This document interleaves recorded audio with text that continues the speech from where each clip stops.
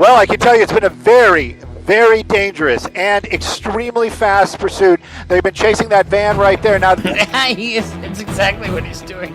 Are you Googling the laws right now? Henderson Police Department SWAT team responded to the scene and set up a perimeter around the condominium. I travel in and out of time zone. And the 3 key rules for a criminal defense lawyer: always on time, impeccably dressed, and occasionally sober. The yellow sports car up ahead won't stop. Then something happens you might expect in a Spider-Man movie. It wraps around the tire of the fleeing vehicle and stops all forward motion. Objection, action answered.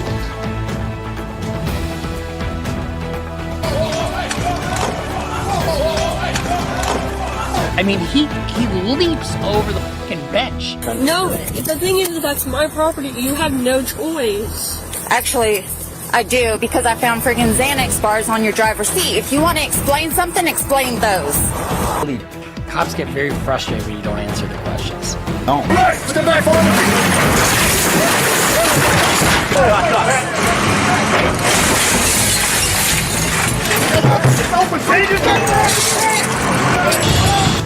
He's gonna go straight. There's a car right here. Got him. All right, I'm going to excuse everyone. Mr. Brooks is being removed from the courtroom. This is fucking hilarious. So he pulls out a joint in court. Go, go, go, go, go, go, go. Turn on your stomach! Stop fighting us! Stop resisting! The injury by the police, that may be a separate issue for you to file a civil suit. Chris, just while he's doing that, talk to me. What were you running for again? Warrant. Warrants?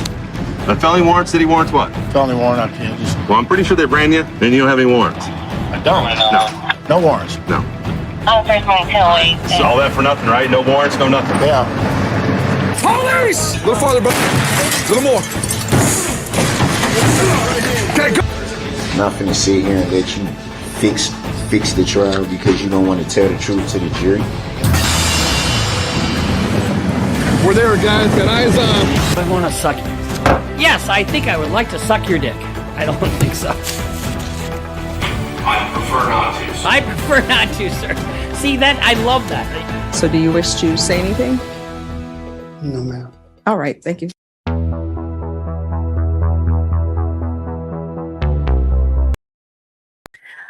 We're back. Welcome back. This is the Defense Rests, and this is where true crime is our pastime. So we're back on day 20. Day 20. And we're only into really the second day of the prosecution's evidentiary phase. It's only taken them 20 days, 5 weeks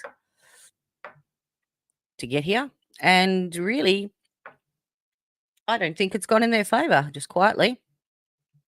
And today, we're going to find out more why.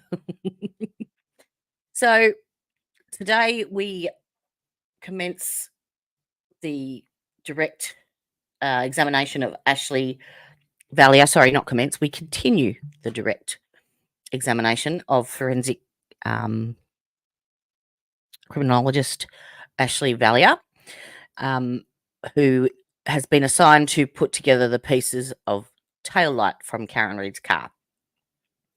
And then we move on to her so-called supervisor, I think, who has more specialty in the areas of the fibres, Christina Hanley. So she examines the debris that was scraped off by the first forensic criminologist, Maureen Hartlett. And then what we've been waiting for is Yuriry Bukhenik. Sgt Yuriry Bukhenik, otherwise known as BUKKAKE, takes the stand. So this is one of the investigators that I have been looking forward to watching, and I think everyone else has been looking forward to watching. He's been given a big rap by a lot of the big content creators, Turtle Boy and the Glairer, among others. And I think he and Proctor have a lot to answer for, basically. So this will be very, very interesting. Looking forward to going through his testimony. And I will be flitting backwards and forwards to a couple of different clips as well as going through the live feed. The other thing I'd like to let you know too, I found this amazing detailed timeline that someone had put together on a Google spreadsheet. So I have copied and pasted the link and put it in the description box down below. So you can go onto that, click onto it and find it. And it actually has not only the times to the second, what the, whether it was Jen McCabe called so-and-so, whether it was deleted or kept. And then it actually has a reference to the document or the video or CCTV footage and everything that associated with that event. So it's fantastic. Whoever put that together is A1. So do go on to the Glairer and Turtle Boy Live to give them a sub, give them a like, go and watch some of their videos. They have covered this trial in depth and have done a fantastic job. And thank you for letting some fair use of your stream. All right. So we shall, without any further ado, get on to it. Let's add this to stage. And if you see this gentleman here, I have to play it first. This gentleman here is the Glairer. Now, Ms. Valier, when we had left off the other day, I believe you had just looked at some photos of item 7-16. Is that correct? If you recall. It's been a few days. Approach, Your Honor. Yes.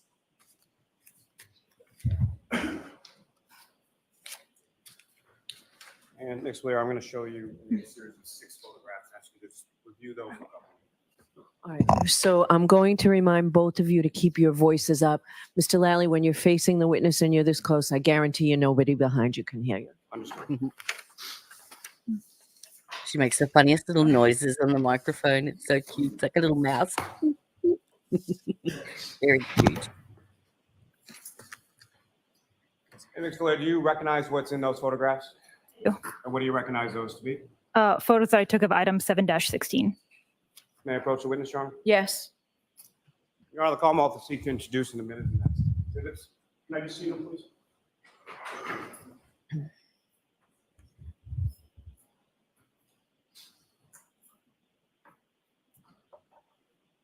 So what Lally has done pretty much throughout this forensic testimony, he's 5 or 10 photos he hands the witness, and then they've got to go to the court reporter to be documented as exhibits before he can publish them. And it just takes hours and hours. And then they go up on the screen and you see bits of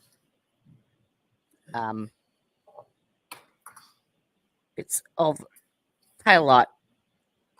So Evidence item numbers. What was the process that you undertook as far as doing your and lots of numbers. So first of all, everything is documented. Each item is documented separately with photographs, notes. I put a label with the case number, item number, and then A, B, C, etc. If there are multiple pieces in it, a label on each piece. I look at the photos to see if there are any similarities, dissimilarities, to see if there are any potential pieces to compare.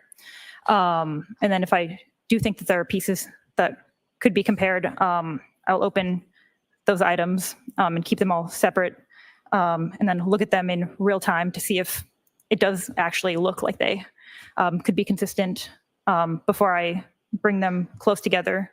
And if it still looks like they could be consistent, then I'll bring them together to see if there is an actual mechanical fit, and then I'll document that and look at it under the stereo zoom. And the device or the instrument that you're looking at, again, could you describe for the jury again what that is? So the stereo zoom is also called a stereo microscope. It's a microscope that is on a stand, so you can put larger pieces of evidence underneath it. Now, as far as that initial sort of looking at things together, are you doing that? How are you sort of organizing that? Is that by item number, by color, or by something else? I did this by color because it seemed the easiest way to organize all of these pieces. And then within the individual item number, say just randomly 7-15, for example. Are you looking at Lally's that, on for quite some if there's time over multiple this. pieces within an item? Are you looking at the consistency within the item prior to looking sort of crossing between 715 to 716? Closer to. I do. What do you recognize that to be? So that's Final comparisons between item 3-1 and piece 1. And item 3-1 again was the tail light. Is that correct? Correct. Your Honor, with the court, Commonwealth would seek to introduce and admit as the next exhibits. Okay. Next lot of photos.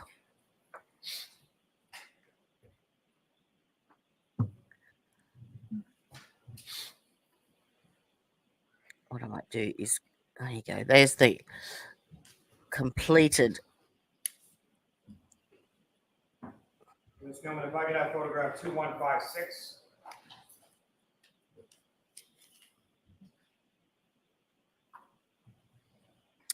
Where do you recognize what's now up on the screen has been marked as exhibit 403? From all of those pieces that were collected from supposedly 34 Fairview, they've now been put together, all 45 pieces, by Ashley Valier. There's only one piece. That's one of the photos comparing item 3-1 and piece 1.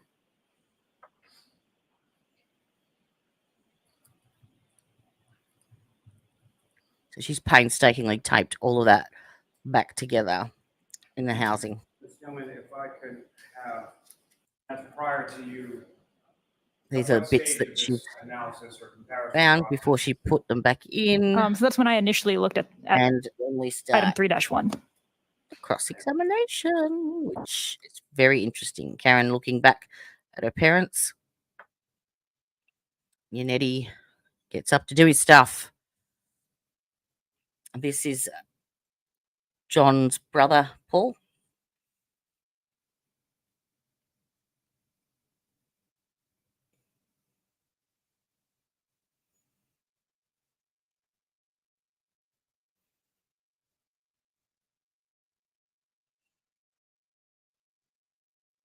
Yeah, so I haven't seen the Glera in the house before. He's at court today.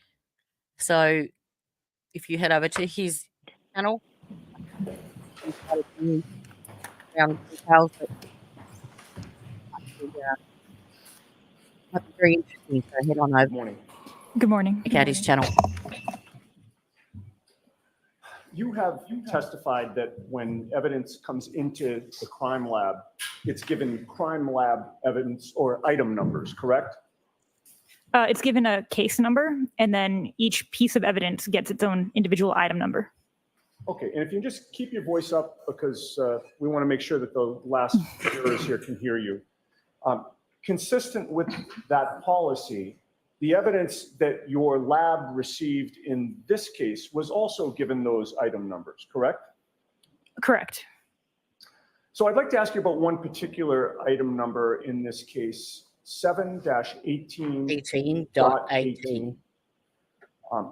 Would you agree with me, and feel free to check your records, but would you agree with me that that was the item number given to, quote, debris from orange t-shirt and gray long sleeve shirt, end quote? Okay. You can go ahead. Okay. And again, it's 7-18.18.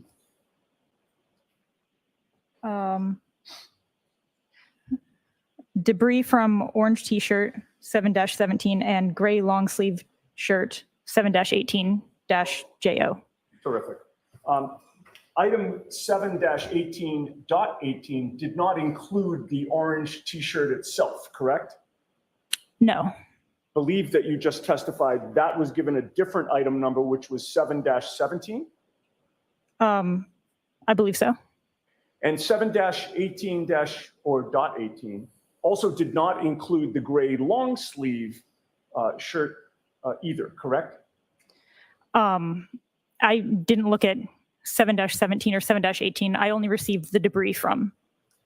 Okay, well, yeah, that's my point. So with regard to the orange T-shirt and the gray long sleeve shirt, those were given separate item numbers, and you examined what was the debris allegedly from those shirts, right? 7-18.18, correct? Correct. And that debris consisted of different categories, did it not? There were different pieces of, there were different things inside of it, yes. Yes, different categories of things, correct? I'm sure. All right, so one category was dirt and debris, correct? Yes. You did not test the dirt and debris, correct? Correct. Another category was, or were, I should say, several apparent hairs.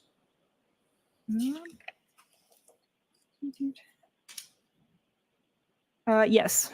And you did not test those hairs, correct? Correct. And another category, I believe you've already testified to, consisted of several pieces of red apparent plastic and one piece of clear apparent plastic that measured 1/8 of an inch by 1/16 of an inch. Is that accurate? Okay, so there were several pieces of red apparent plastic and then one piece of clear apparent plastic measuring approximately 1/8 of an inch by 1/16 of an inch. Yes. Okay. And I apologize for continually reminding you, but I'm just mindful that everybody needs to hear you. So to the best you can, if you can just keep your voice up, I'll try to do the same. So when those several pieces of apparent red plastic and one piece of apparent clear plastic came into your possession, those pieces were obviously not embedded in either shirt when you examined them, correct? I don't know. I didn't examine the shirt. Well, so to my question, the pieces that you saw were not embedded in a shirt when you examined them, correct? Correct. And again, that's because you never took possession of any shirt in this case, correct? Correct. The pieces were loose and they were not embedded in anything, correct? The pieces were, Someone else well, collected I the examined the evidence? debris from the shirt. I Examined don't it. know what the person who packaged it did to collect that. Okay. And so it goes without saying that you never saw those pieces on either the orange shirt or the gray long sleeve shirt, correct? He's alluding I did to the not. chain of And you custody. obviously had no control over how the evidence was handled before it came into your possession, correct? We have a chain of custody in the laboratory, but I did not follow the evidence as it went through the chain. Okay, and we'll talk about the chain of custody in a minute. Before this evidence came into your possession, you did not witness who seized it, correct? Correct. You did not witness who handled it, correct? Correct. Before it came into your possession, you don't know who had access to that evidence, correct? So all of our evidence is stored in locked facilities. Right, but I guess let me modify that question. Before it came to your lab, you don't know who had access to that evidence, correct? Correct. You also don't know, before it came to your lab, whether the shirts in question were at all times kept separate from the red or clear plastic pieces of, well, I said pieces of plastic that were in the possession of certain members of the state police, correct? Correct. The chain of custody at the crime lab started with noting the state trooper who actually delivered the evidence to your lab, along with the date, correct? All right, could you repeat the question? Sure. The chain of custody at the crime lab starts with noting which state trooper delivered the evidence to your lab and the date that he or she delivered it, correct? Or a crime scene responder, but the person who drops off the evidence to the laboratory, yes. Okay. And in this case, which particular state trooper delivered the orange T-shirt and gray long sleeve shirt to your crime lab? I don't know. Well, which state trooper delivered the pieces of red and clear plastic pieces, I should say, that you just testified about? The item 7-5 to 7-19. Right. The several pieces of red apparent plastic and one piece of clear apparent plastic measuring 1/8 of an inch by 1/16 of an inch. That's what I'm referring to. Wait, sorry, could you repeat the question? Yes. You understand what I'm talking about, right? In terms of the several pieces of red apparent plastic and then the one piece of clear plastic that you have the measurements for? You're talking about the apparent plastic that I noted in the debris of 7-18.18. Correct. Which state trooper was it that delivered that?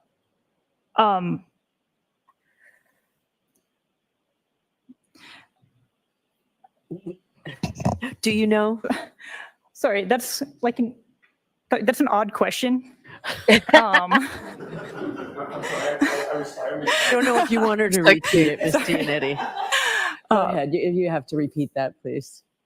So evidence is submitted to what you just said that he missed. Oh, I said that's kind of an odd question. Oh, not for me. So. Do you have a record of that? A record of what? A record of which state trooper delivered that debris to the lab? So it wouldn't be delivered as like debris. It would be delivered as the individual piece of clothing, which then got assigned item 7-18, I believe. And then as someone analyzes it, each She's missing each the point. offshoot of that He piece wants of to know evidence who gets a signed the evidence 7-18 bag point and something. delivered it. So the debris collected from that shirt She does get there. is 7-18.18. Okay, all right. Listen, when those several, actually, let me strike that.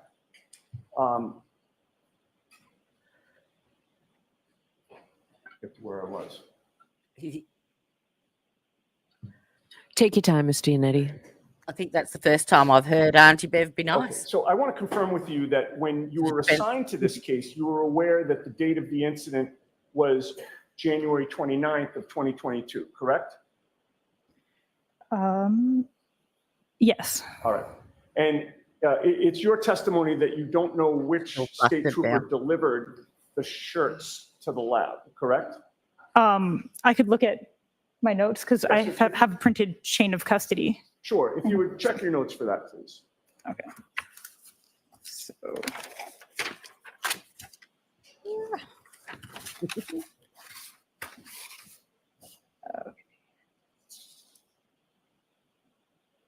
It's like a little mouse making squeaky noises. So cute. Okay, so submission 7, which is everything that's item 7- in this case, was submitted by Trooper Michael Proctor. There we go. Oh, that was the answer to my question. Thank you. How long after January 29th of 2022, according to your records, did Michael Proctor deliver that clothing to the crime lab?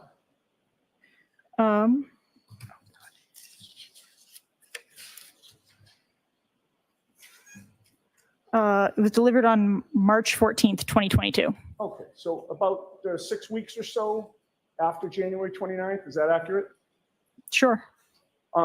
Given that your lab received this evidence on March 14th of 2022, you can't testify to the chain of custody of the clothing or the pieces of plastic prior to March 14th of 2022, correct? Correct. And except for the tail light housing that was seized by Maureen Hartnett, except for that, your chain of custody at the lab for the 2 shirts plus the pieces of plastic in 7-18.18, that began on March 14th of 2022, correct? Correct. So between January 29th of 2022 and March 14th of 2022, you do not know what Michael Proctor did or didn't do with the orange t-shirt and gray long sleeve shirt, correct? Objection. Morning I'll allow again. I don't know. Jump on if you want to, Brian. Okay.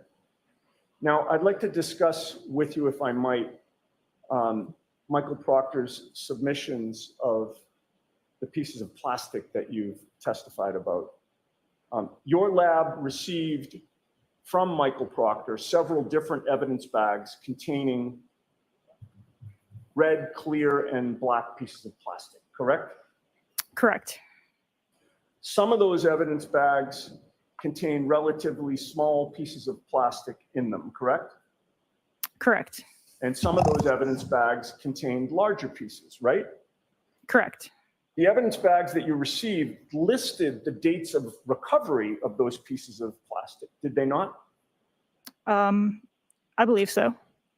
And the evidence bags that you received also listed the officer who recovered the plastic pieces, right? I believe so.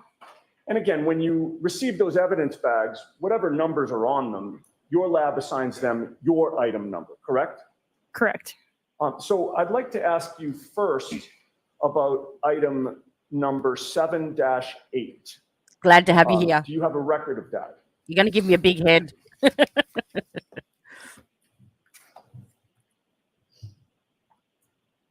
Yes. Now, that evidence bag, item number 7-8, contained multiple pieces of red, black, and clear pieces of plastic, correct? Oh, okay. Sure. Okay, thanks. She's so cute.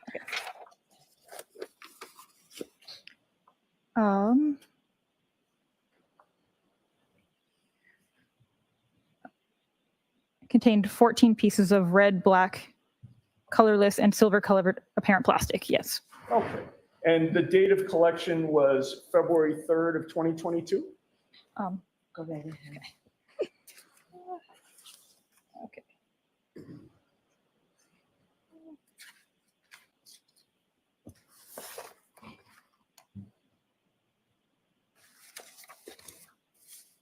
Item 7-8. Yes.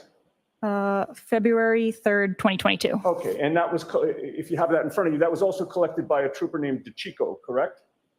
DeChico. Oh, yes, correct. If I may approach, Your Honor? Yes.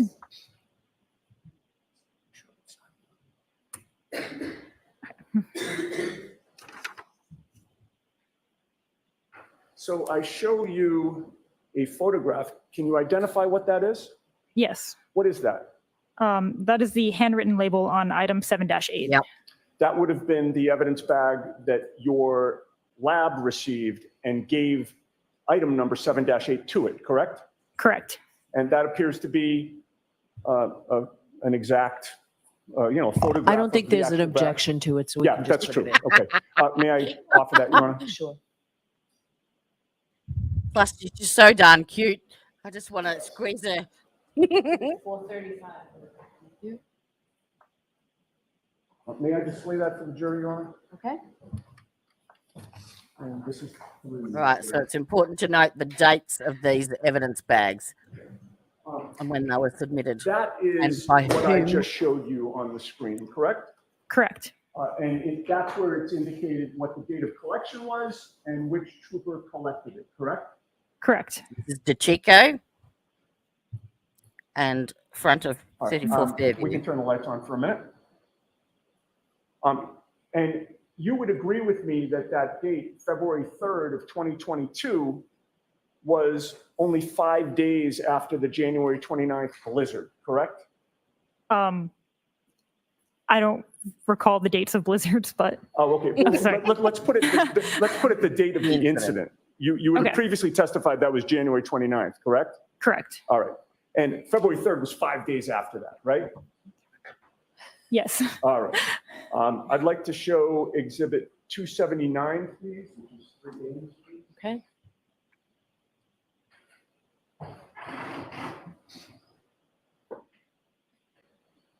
Now, Exhibit 279, which is displayed on the screen now, this is one of the photos taken of some of the contents of item 7-8, is it not?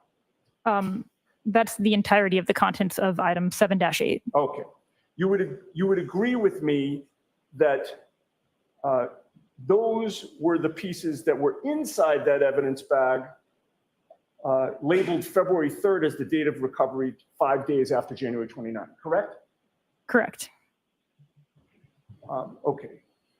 And you see that there are some relatively small pieces that were allegedly found on February 3rd, correct? Correct. All right. Now, Your Honor, I'm continually showing photographs. We can turn the lights on and off, whatever the court's preference is. You can just tell the court officer when you want the lights turned. Okay, all right.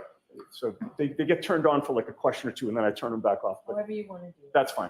All right, so I'd like to contrast some of those pieces with some of the pieces that were found days and weeks later by Michael Proctor. And I'd like to start first with item 7-13. I like how Unetti does this. This is, I'd like to display Exhibit 343, which, Mr. Bates, is item 5. Very succinct.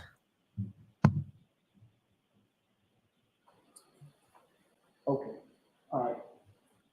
You were previously asked about Exhibit 343, which is now displayed on the screen.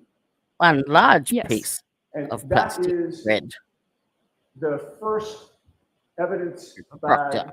submitted by Trooper Proctor, is it not?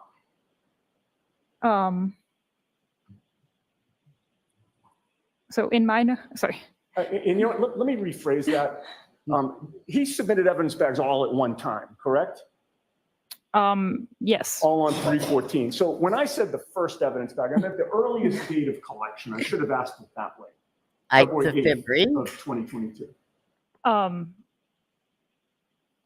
Sure, I don't know all of the dates that each item was collected on. Okay, but in any case, You will in a minute.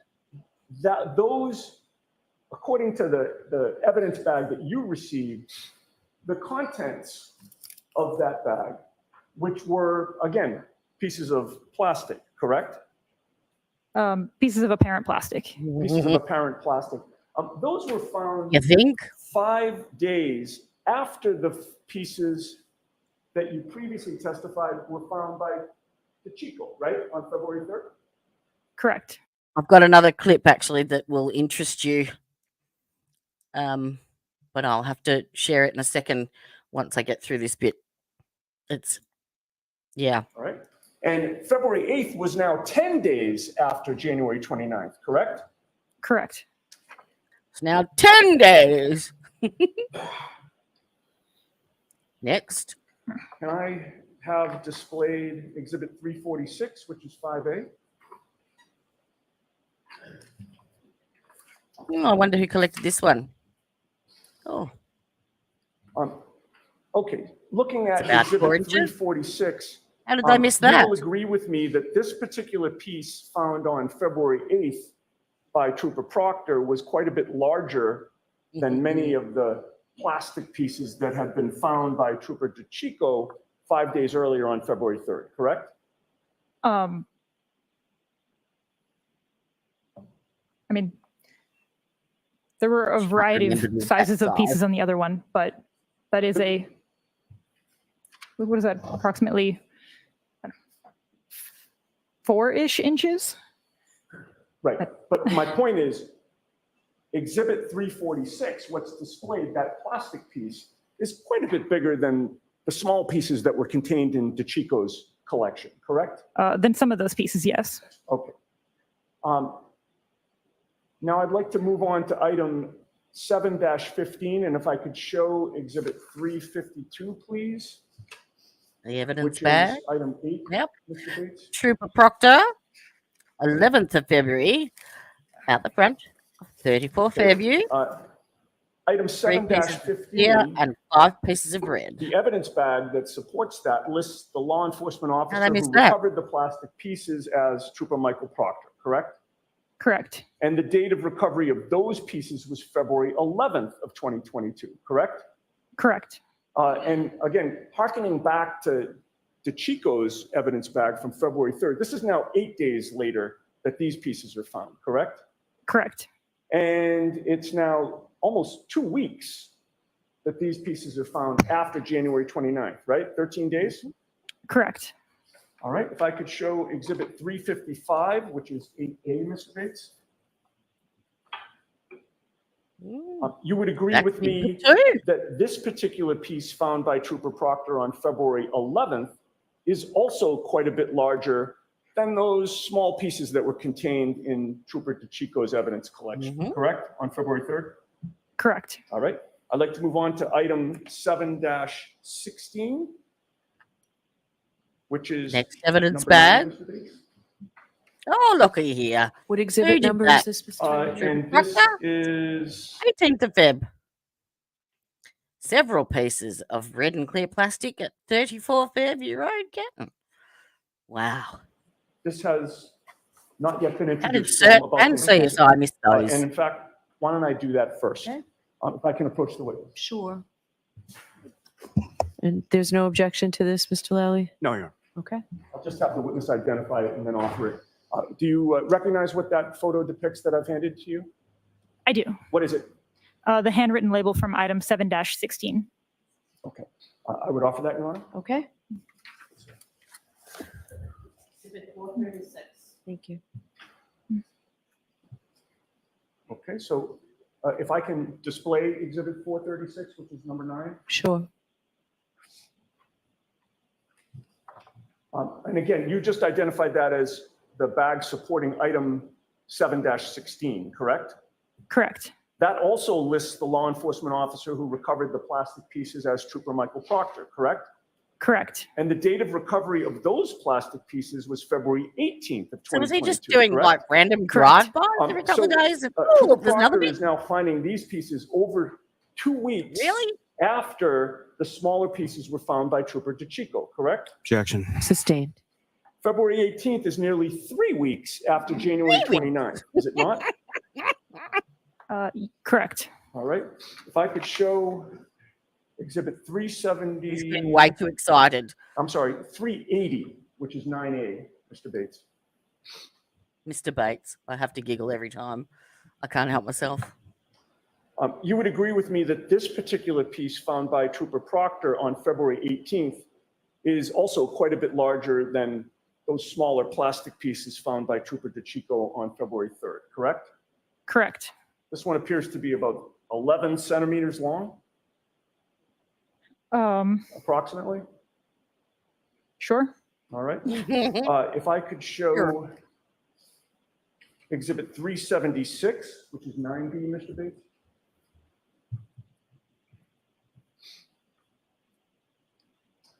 Whoa. Okay. And you would agree with me that this particular piece found by Trooper Proctor on February 18th. How did they miss that? Is also quite a bit larger than those smaller plastic pieces found by Trooper DeChico back on February 3rd, correct? Correct. In fact, that appears to be larger than the piece that you just identified in Exhibit 380, correct? The one that was just on the screen? Right. Yes. This one appears to be maybe about 18 centimeters long. Does that seem accurate? I mean, it's longer than the ruler. Okay, yeah. And Never ask a scientist. finally, if we could show Exhibit 378, which is 9C, Mr. Bates.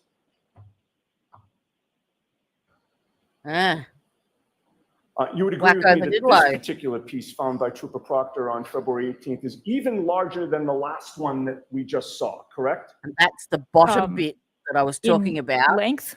Yes. Okay. This appears to be about 19 centimeters long. When the vehicle is being towed. Longer than the ruler that's up there.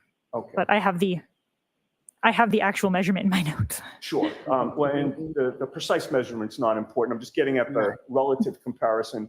This one's certainly quite a bit larger than the smaller pieces found by Trooper DeChico back on February 3rd. You would have dug that up in the snow, surely.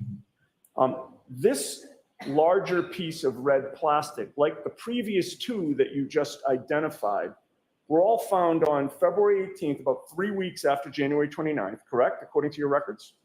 Correct. And regarding these last 3 evidence bags, labeled item number 713, 715, and 716 in February of 2022, from February 8th to the 18th, those were all plastic pieces collected by Michael Proctor, correct? Correct. And in addition to collecting those pieces, We turn the lights on, Ms. Giannetti? yes, I'm sorry. Okay. And we can take that down, please? Yes. In addition to collecting those plastic pieces on all those different days, Michael Proctor was also the person to hand deliver those last 3 evidence bags, all on March 14th of 2022, correct? Correct. And you do not know what Michael Proctor did or didn't do with those evidence bags of pieces of taillight prior to March Correct. 14th of 2022 when your lab received them, correct? Objection. I'm going to sustain it. We've already asked that. All right. Now, the taillight of that Lexus sits in the housing of the Lexus, the taillight housing, such that part of the taillight faces the rear of the car and part of the taillight loops around and faces the passenger side of the car, correct? Sure. Right, because it's on the corner. Sure, yeah. You'd agree with me that once you received the final pieces of taillight from Michael Proctor on March 14th, or once your lab received that, you were then able to piece together a majority of the taillight, correct?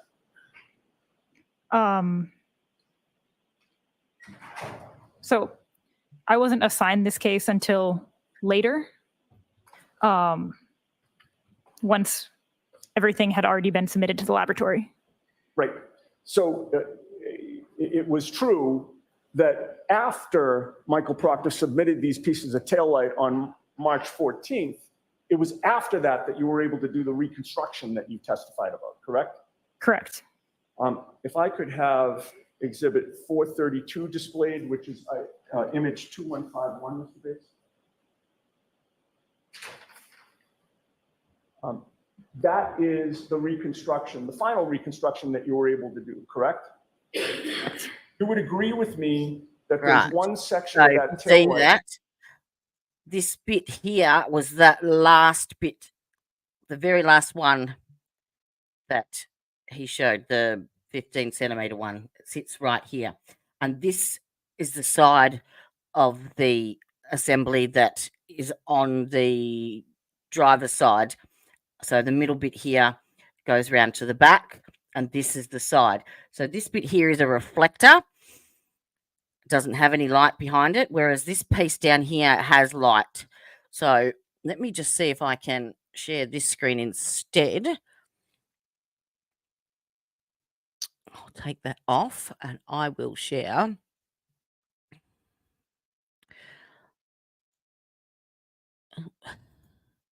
Share screen. This one. Okay, full screen it.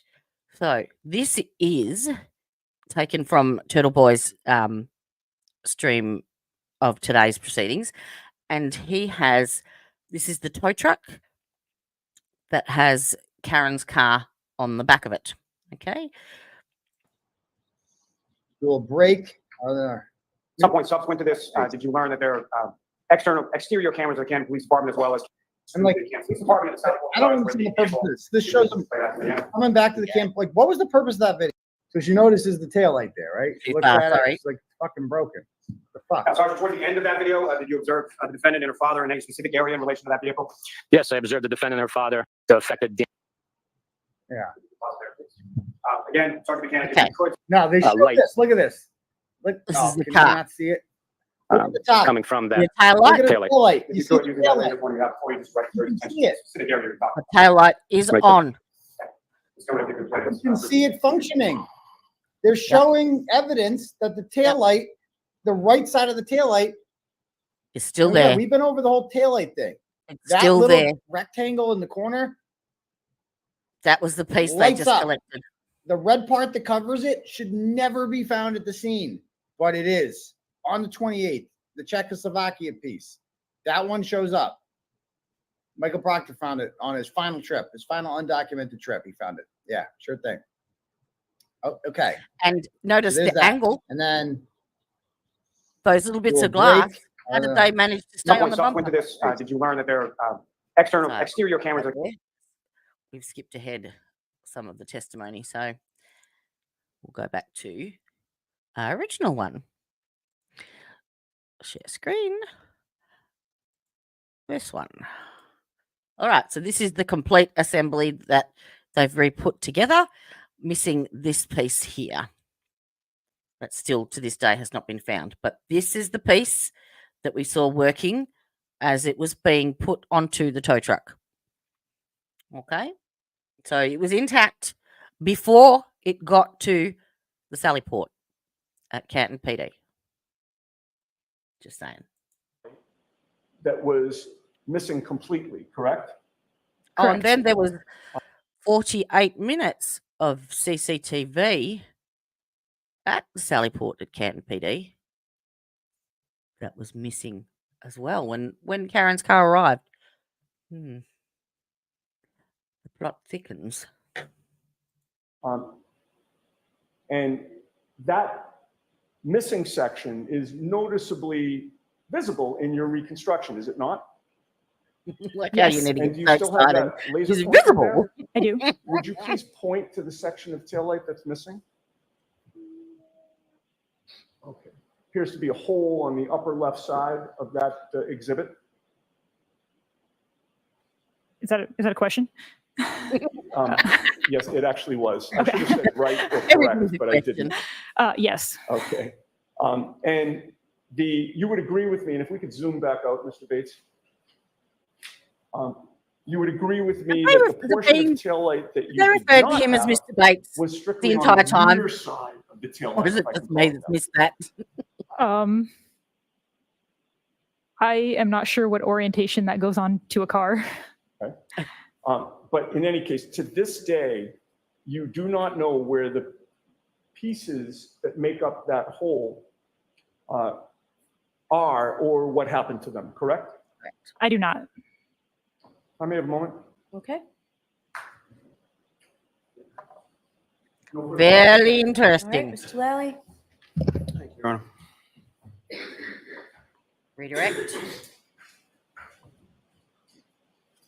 How you going to fix that Now, one, Mr. Lally? Lear, in reference to items 7-17 and 18, the orange T-shirt and the gray sweatshirt, fair to say you never actually physically saw those items, correct? The clothing? No, I did not. Now, the debris that was provided, are you familiar with how that process or who got those debris items from those clothing items? I can look at my notes and tell you who All right. submitted it or who transferred it to our unit. To the next. Could you please state your Yes. name and Christina Hanley. So another forensic scientist at the Massachusetts Crime Lab, and she is the specialist in the more so in the fibers than Ashley was. So she's about to spell your testify. last name for the jury? Sure. It's Christina Hanley. Hanley is spelled Hanley. And what do you do for work then? I am a forensic Hey, scientist Gabby. at the Massachusetts State Police Crime Laboratory. Welcome. And how long have you been at the Massachusetts State Police Crime Laboratory? I have been there for approximately 16 years. Now, ma'am, if Good I to could see ask you all. Just a little bit about your educational background, starting with where did you go and what, if any, degree did you receive regard to your undergraduate? Sure. I have a Bachelor of Science in Chemistry with a concentration in Forensics from Merrimack College. And then after receiving those degrees from Merrimack, where did you go from? I began working at the Massachusetts State Police Crime Lab in 2008. And from your work there in 2008, what did you do next? So I began as a chemist one in the drug identification unit. Once I completed my training, and then I may sure you're sample some more to examine under a polarized light microscope and check to see if there are certain optical properties under a polarized light microscope that are characteristic of glass. And Riveting. in addition to looking at each of these items individually, then what, if any, comparison did you do between those various items, 3-2, 3-3, 7-12, and 7-14? La la la la la. So between those items, To item 7-18.18. I think you just like saying that being the debris numbers and dashes. come from your Talks in Morse examination code. of comparison of those items. sure. So the examined portions of the red plastic from item 7-18.18 was found to be consistent in color, microscopic appearance, instrumental properties with the examined portions of the red plastic from the taillight item 3-1. So accordingly, Yannetti. the red plastic from 7-18.18 could have originated from the red plastic from item 3-1, the taillight, or from another source with the same characteristics. 12. Right? Thank you. May I have one moment, Charm? Yes. Yeah.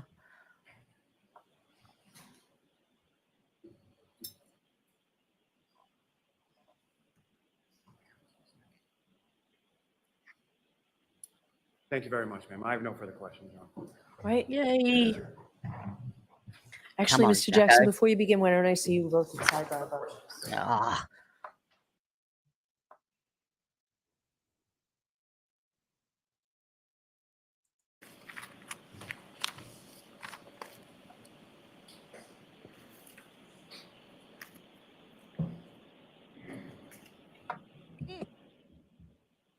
Yes, it appears to be a chain of custody of several items.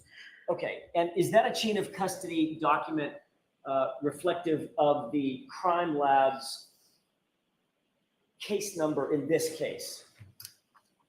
Sort of a clumsy question. Do you understand what my question is? It is the chain of custody for 22-02184. And is that the case number that the Massachusetts State Crime Lab, Massachusetts State Police Crime Lab assigned to this case that you're testifying about today? Yes, that's correct. And you've seen reports like this before, correct? Yes. They're routinely used in the crime lab to track evidence and maintain chain of custody, at least at the crime lab. Is that right? That's correct. And the information contained in the report is entered at or near the time of the event that's memorialized? Yes. Okay. And it's relied on generally by the crime lab as a business record, correct? As a record of the events memorialized?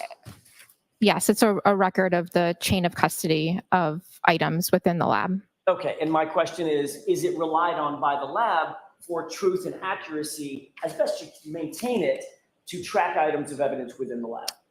Yes, it does track items. And the information contained in the report is presumed by you and other supervisors at the lab to be accurate. Is that right? Yes. Your Honor, I would move for the admission of VB as an exhibit. Objection. See that? We'll see you at sidebar. We'll see you at sidebar. Skip sidebar. On this.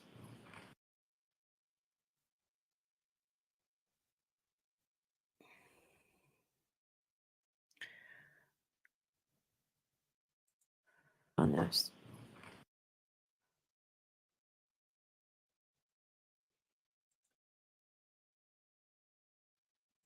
I believe I'd have to look further in my notes, but I believe E and I were found to fit together by Actually, properties, meaning mechanical properties. Yes, but I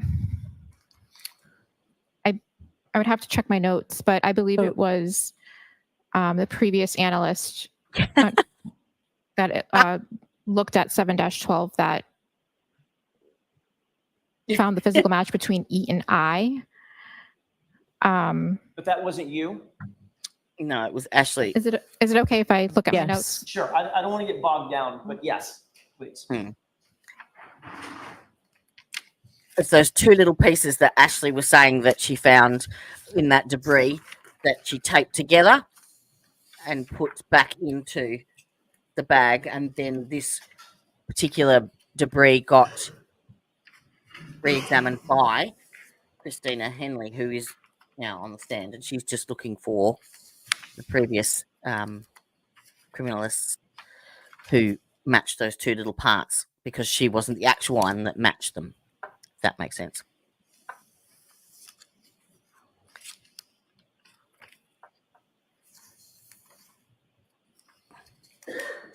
Hello and welcome. Grab yourself a cuppa. Come and sit down. Our next witness is exciting.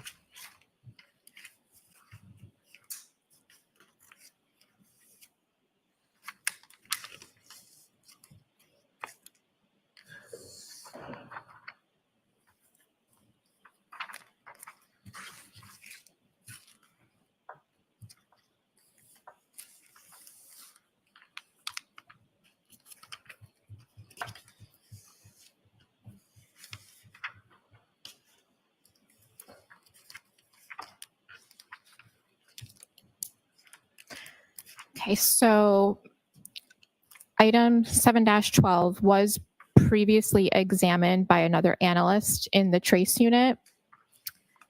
Specifically, E and I received, when I opened this item for examination,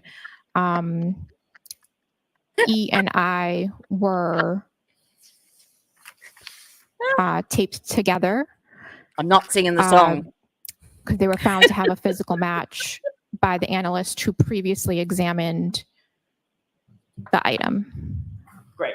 Though it'll be going through my head now. I and L, however, were not found to match the cup.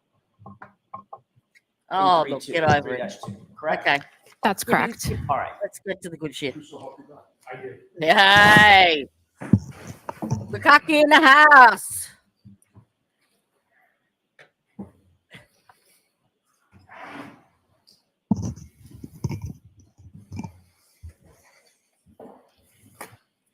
Yuriry Bukhenik, aka. Whenever you're ready, Mr. Lally. Thank you. Good afternoon, sir. Good afternoon. Could you please state your name and spell your last name for the jury? Yes, sir. My name is Yuriry Bukhenik, spelled Y-U-R-I-Y, last of B-U-K-H-E-N-I-K. And how are you employed, sir? I'm employed by the Massachusetts State Police. And how long have you been a trooper with the state police? I've been a trooper since 2012. And what, prior to being employed as a trooper with the state police, excuse me, what, if any, other employment or background do you have as far as law enforcement? Oh, behave. My law enforcement career began in 2003 when I... Who can recite this? Like, I could not even tell you my resume.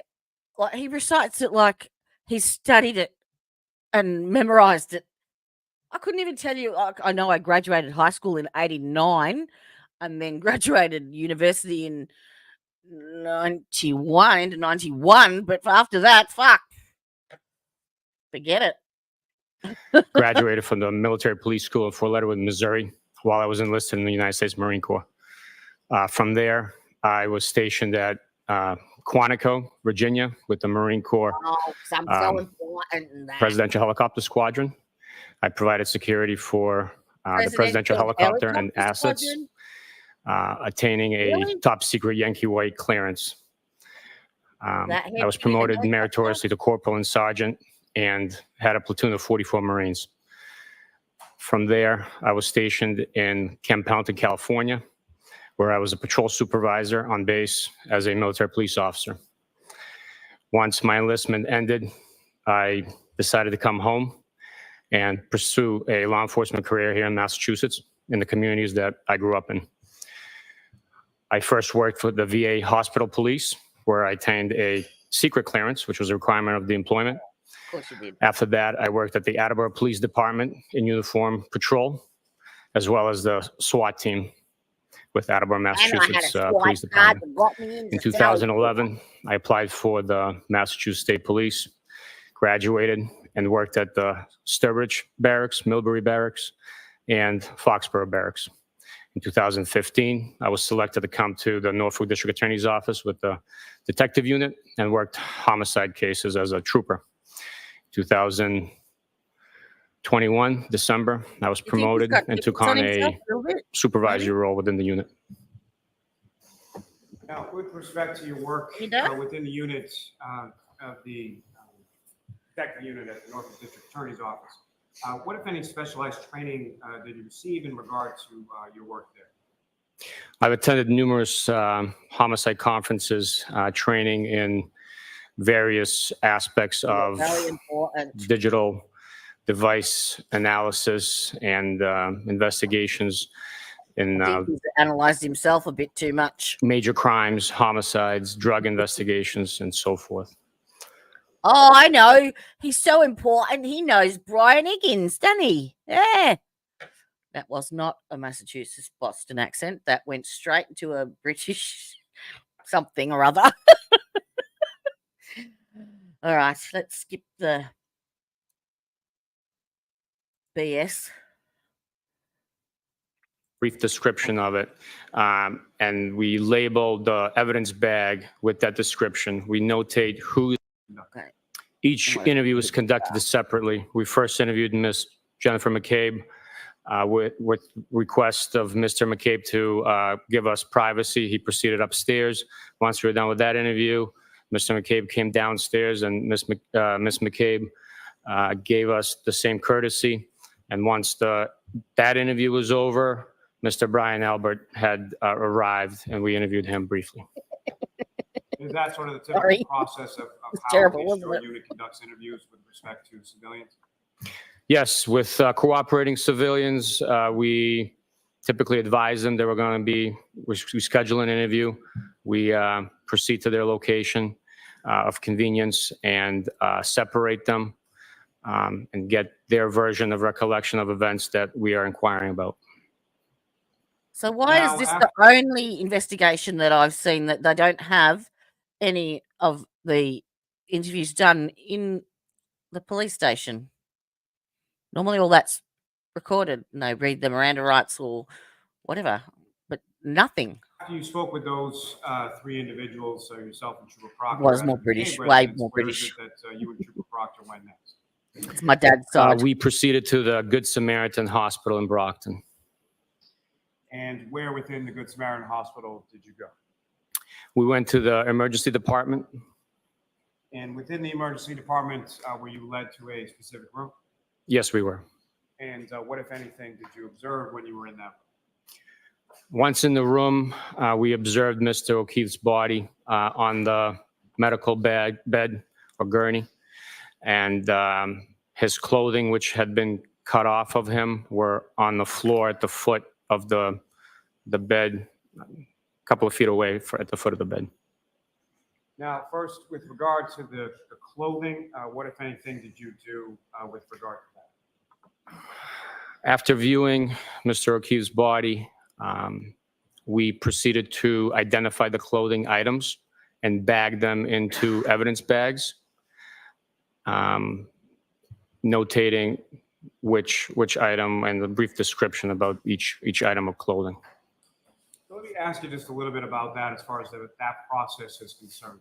So when an item of evidence is collected by you or by your units during the course of an investigation, is there sort of a policy or a protocol, or how are things what do you do with things when you collect them and take them into custody and evidence? If we deem an item to be of evidentiary value, we identify the item, we take a brief description of it, and we label the evidence bag with that description. We notate who is taking the item into custody, typically who located the item, the time that it's located, and the location from which it was seized or taken or collected. And with regard to items of clothing, is that something that would be placed in just one big bag of clothes, or like how would those be packaged in evidence bag? Mr. O'Keefe's clothing, which was already in one big pile on the floor, we packaged all. Okay, jurors, feel free to stand up and stretch.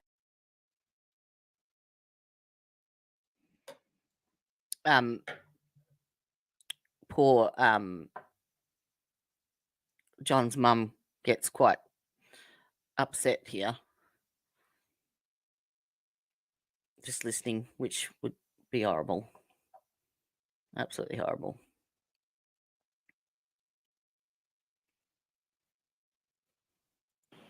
And with respect to those clothing items, do you recall what those clothing items were individually? Yes, sir. And what were they? They were a explains what they were. So there plaid was pair of boxer, the boxer shorts, the jeans, the belt, the orange t-shirt, and the grey hoodie, and the one sneaker.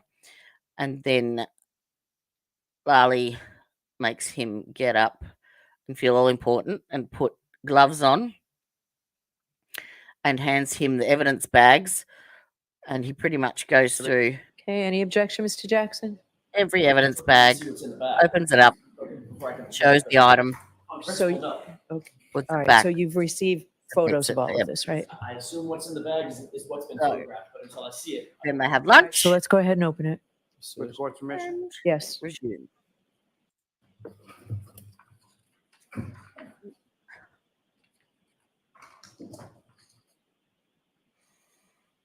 It's like he's got a brick. It's like square, like a. Okay, you can go ahead, Mr. Lally. Yes, thank you, Your Honor. Sergeant Bukhenik, those items, as far as the clothing items that you displayed for the jury just prior to the recess, those were the same clothing items that you recovered from the hospital room of the Good Samaritan on January 29th, is that correct? Yes, sir. Now, you had mentioned earlier in your testimony that those items had been placed into one bag initially. What, if anything, happened with those items as far as their keeping or their bagging once you got back to the office or to your where the evidence room is? Due to the condition of those items after they arrived at the office, the items were laid out on butcher's paper that we utilize for evidence viewing and allowed to dry naturally because they were soaking wet. And as far as when they were done with that sort of drying process, how were they packaged from there? They were packaged in the bags, sealed up, and stored for transport and processing. And so those would be bags individual for each clothing item, is that correct? Each item the way that it was packaged, the pants with the belt and the boxers, and then so on and so forth with the sweatshirt and sneakers. And we'll get to this a little bit more in a moment, but at some point there were pieces of plastic, red and clear plastic, that were recovered by you and other troopers from Fairview Road, is that correct? That's correct. At any point in time, were pieces of clear and red plastic that were recovered from 34 Fairview Road ever placed inside the same evidence bag as any piece of clothing that you recovered from this bag? No, absolutely not. Mm-hmm. For reference, I'm 6'1", so it was quite deep in some locations. Oh, this is Yes, it when was. they go to. And so when Officer Retrieve Barrows the car. arrived, where did you then proceed with Officer Barrows upon his way? Well, the road was only plowed the width of one vehicle. So even though he and his partner were in a F-150 or 250 marked police cruiser, we could only travel in single line. We traveled up to the cul-de-sac, turned around and positioned our vehicles facing back out to the way that we entered the roadway or that street. We parked on the roadway since the driveway was not plowed, and we waded through the snow to the front door of the residence. When you say the driveway was not plowed or you waded through the snow, can you describe to the jury sort of the condition of the driveway as you made your way from the street to the house? With the blowing winds and the drifting snow, there were Now, take note of this. locations. These are the conditions that they retrieved Karen's car from. Okay? So he's 6'2", he's saying, and Karen's car is buried in this snow and about to be towed back to Canton, but has 5 little bits of glass on the bumper. Just happened to stay there. Along our walk to the property with snow varying from knee-high to up to my waist. For reference, I'm 6'1", so it was quite deep in some locations. And as you made your way to the home, what, if anything, did you observe in the driveway? As we walked up to the driveway in front of the garage, we observed a large Lexus black in color SUV bearing Massachusetts registration 3GC684. Oh, you remembered the number plate. Subsequently, did you come to find out whose vehicle that was? Did you practice that in the mirror? Yes, once we queried the plate, we learned that the vehicle was registered to the defendant. And as you're going by this vehicle, what, if any, observations did you make of the vehicle as you were? It was covered in snow. I observed a damaged rear right taillight fixture on the vehicle. From my vantage point, I also told Trooper Proctor to approach the vehicle closer and confirm what I was seeing, which he did. And as far as that damage to the right passenger taillight area, can you describe sort of what it was that you saw during that initial phase? Absolutely. During the initial phase, I observed snow compacted and caked onto portions of the taillight casing. There were pieces missing, and I knew that because the left side taillight was intact. I can visualize it. And as you made your way past the vehicle to the home at some point. So he just said that the snow was packed in to the tail light assembly. So that means that it was above the bumper. So how did the glass stay on the bumper all the way to Canton? You meet someone in the area of the home?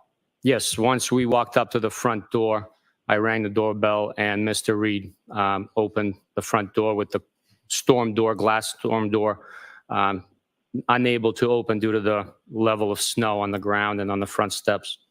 And so where were you directed to enter the home from? Mr. Reed directed us to the garage door, at which point it opened up and Trooper Proctor and I entered the garage. We were once again greeted by Mr. Reed and invited into the home. And Officer Barrows, where did he remain when you and Trooper Proctor went into the home? He remained outside with the vehicle. During our time in the home, Officer Barrows came in and asked what the plan was and offered to have DPW plow out the driveway because the tow truck was not able to maneuver into the driveway in order to retrieve that vehicle. Now, as far as during any time that you were on scene or at this residence in Dighton, did you yourself or did you observe Trooper Proctor touch that vehicle at any point in any way while you were there? No. And did you observe Officer Barrows or any other personnel beyond the tow truck driver touch the vehicle in any way? No. And as far as the tow truck driver was concerned, did you observe that individual touch anywhere in the rear passenger side area of that vehicle at any time that you were there? No. So then you proceed inside the home, and when you get inside the home, where did you go and who, if anyone, did you speak to? We were directed by Mr. Reed to the living room where the defendant was seated on the couch. She had her laptop on her lap and her phone resting on the right armrest of the couch. Now, in addition to the defendant and her father, who, if anyone else, was present when you talked to Ms. Reed? The defendant's mother, Mrs. Reed, was also present in the home. And the defendant's mother and the defendant's father, were they present throughout the course of your interview or your discussion with Ms. Reed? Yes, they were. And at any point in time, did you ask them to leave or anything like that? I did not know. Now, with respect Like Pinky and the Brain. can you describe sort of the Bukkake demeanor or and the tone proctologist. of the conversation that you had with Ms. Reed that afternoon? It was polite, courteous. She had just went through a traumatic event, so we were, considerate of her losing her boyfriend. And we had a normal tone conversation. We were in the information gathering, fact-finding portion of the investigation. We simply wanted to collect her recollection of events that she remembered. And so throughout the course of this interview, how are you, are you standing, are you seated, or how are you positioned in relation to Ms. Reed, and how is she positioned in relation to you? She was sitting on the couch. We were standing across the room. I don't recall if there was a coffee table, but if there was a coffee table, we would be standing on the opposite side of that coffee table if there was one present. I do not remember if there was one present, but that's the distance approximately from me to the defense table. And if you could describe to the jury sort of how did that interview or how did that conversation begin? What was said?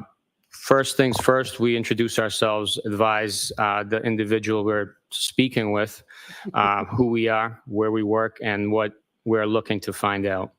The defendant was advised that we're looking to get a recollection of the events, what happened, what she observed, what she remembers from the night before, and to walk us through the last 24 hours or so of activity. And Do I need to give an instruction, Mr. Lally? I'm not sure exactly. Why don't I see counsel at sidebar for a minute? I don't think Lally knows what to instruct.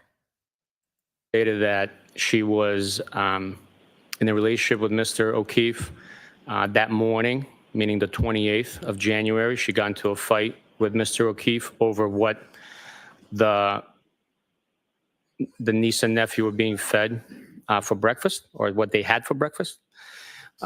She went on to say that she met Mr. O'Keefe at C.F. McCarthy's approximately 9 p.m. the night of the 28th of January, 2022. She stated that the gentlemen were drinking, consuming beers, Bud Lights, and she was drinking vodka soda. Prior to moving on to the bar at Waterfall, the defendant was asked where she parked her vehicle. She told me that she parked her vehicle on Washington Street across the street from C.F. McCarthy's, facing northbound. So the vehicle was on the side of Waterfall Bar and Grill. We went on through the conversation, the interview, to the Waterfall restaurant, at which point she was asked if she left C.F. McCarthy's with a beverage or a container from that establishment, to which point she stated that she did not. She also confirmed that Mr. O'Keefe did not have any injuries on him when she interacted with him at C.F. McCarthy's or the Waterfall. He did not get into any verbal or physical altercations with anyone to have sustained those injuries. She stated that once at the Waterfall, they stayed for approximately an hour, hanging out with acquaintances. And then they left the Waterfall. She drove them to, after they were invited to a residence, she drove them to a location in Canton, where she dropped Mr. O'Keefe off. She was asked if she saw Mr. O'Keefe walk into the home at 34 Fairview, and she stated she did not. She stated that she made a 3-point turn after dropping him off and left. She was asked Really? whether or not Really? Mr. O'Keefe, excuse me, let me back up. She was asked if she knew, how she found out about the damage to her vehicle, to which she stated, quote, "I don't know, it happened last night," end quote. I'm looking for his top teeth. Now, at some point earlier in the interview, what, if any, indication did she give as to who Mr. O'Keefe was with when she arrived to see if McCarthy's, and sort of how long he had been with those respective people?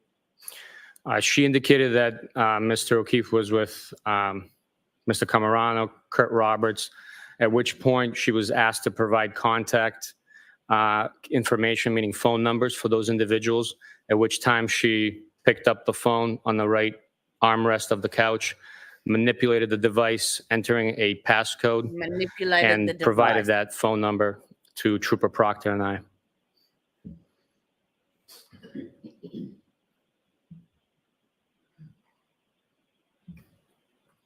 Manipulates the word of the day, At I any point in think. time in the conversation or interview you had with her, what, if anything, did the defendant say in regard to why she had not gone into the residence at Fairview Road herself?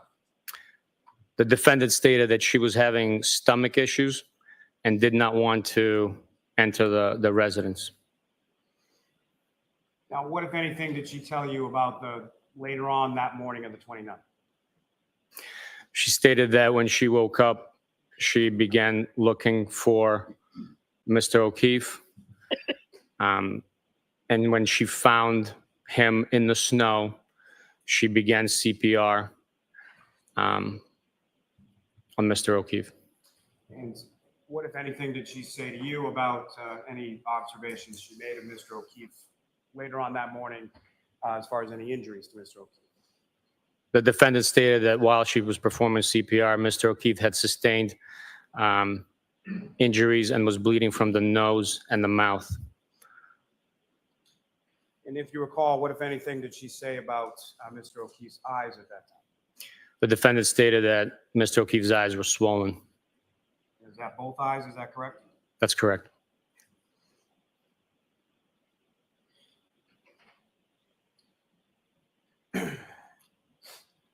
Now, as the interview progressed, at some point, did you ask questions seeking further details?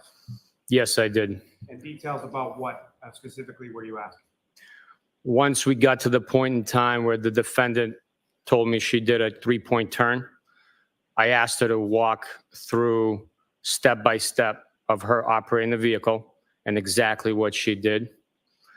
Prior to that, I asked her, excuse me. If she did a 3-point turn, she would have gone out of Fairview Road the opposite way. Wouldn't she? I'm confused now. So she was asked to give a step-by-step recollection of how she, what she did in manipulating the vehicle and leaving the scene. And at that point, was the interview terminated? Yes, it was. Now, once the interview concluded or was terminated, what, if anything, did you do with reference to Ms. Reed's phone and the defendant's vehicle? Once the interview was terminated, I advised Ms. Reed that her phone was going to be seized as evidence and her vehicle was going to be seized as evidence as well. Did you read her Miranda rights? And did you subsequently seize both of those items, sir? Yes, we did. And similar to the clothing of Mr. O'Keefe, as far as evidence was concerned, was that packaged and taped and transported back to the office in a similar fashion? The vehicle was transported via tow truck that was dispatched by Dighton PD on our request. And so when you get back outside of the residence after the conclusion of your interview with the defendant, What, if anything, did you observe going on with regard to the driveway and or any other vehicles that weren't there when you went into the house? During our interview, I glanced out the window and I saw flashing amber lights and a tow truck plowing the driveway. So the driveway was plowed and the tow truck was, plow truck was plowing the driveway, not the tow truck. And the tow truck was loading the vehicle onto the flatbed. And from at any point in time when you were outside of the residence, what, if any, observations did you make as far as cameras or anything like that on the exterior of the home? I did not see cameras on the exterior of the home at that point in time. Subsequent to that date, did you become aware that there were? You didn't see any cameras on any house on Fairview Road on either? the exterior of the home in Dayton? Subsequently, yes, we learned that there was video recording of the residence and the driveway. Your Honor, may I approach? Yes. And it shows that tail light.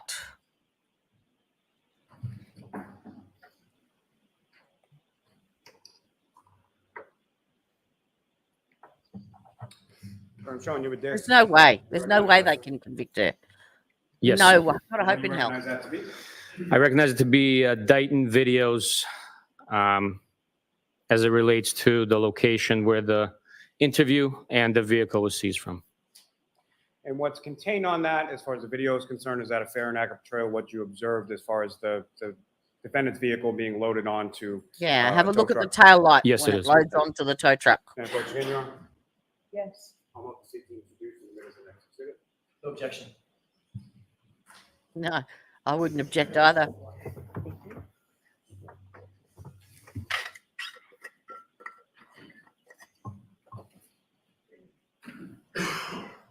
I bought my special drink bottle. Don't And Your Honor, trust with your the court's water. permission, if I could publish those 2 short clips for the jury. Yes.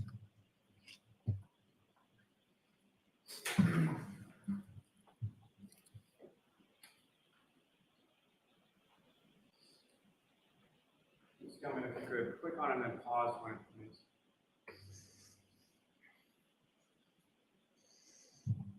If you could press the line. Mr. Lally, you need to keep your voice up. Yes. Or you'll get in trouble. So that was a that was more. Sergeant Bukhenik, from this particular point of the video, do you recognize the vehicle that is just pulled into the driveway? Yes, I do. Is that the same driveway that you had walked up from the street to the house in Dayton on that morning? Yes, it is. As far as the vehicle is concerned, what do you recognize that vehicle to be? That would be the Lexus SUV owned by the defendant, Bear, Massachusetts registration 3 GC Yeah, you said 684. that. Gentlemen, if you could press play. And look at the time. 2:11, 2:12, 2:12.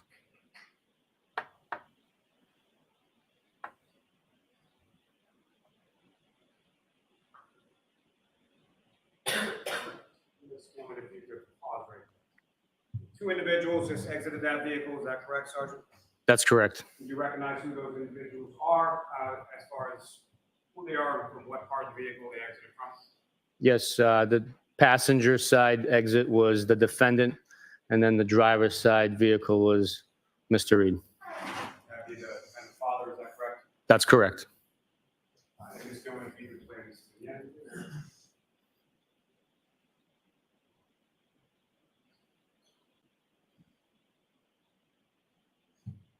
Now, Sergeant, towards the end of that video, did you observe the defendant and her father in any specific area in relation to that vehicle?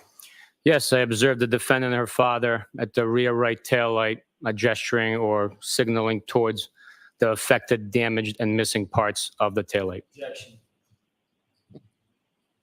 I'll allow just the direction that they were signaling out. Strike the later. Okay? As far as that vehicle's position within the driveway, is that essentially the position that you observed it in when you and Trooper Proctor and Officer Barrows were walking up the driveway to the home? Yes, it was. And Ms. Gilman, if I could have a second of those 2 videos. If you could pause it there, please. Again, Sergeant Bukhenik, if you could. And describe the the hair video and that to glass the just witness, stayed there. within this particular video. This video captures the vehicle being moved into position to be loaded up onto the flatbed for transport from the scene. Gentlemen, if you could play for them. Now watch the red reflector of the tail light on this side.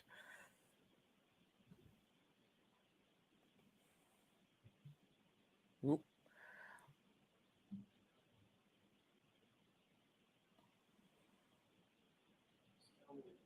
We only just made that.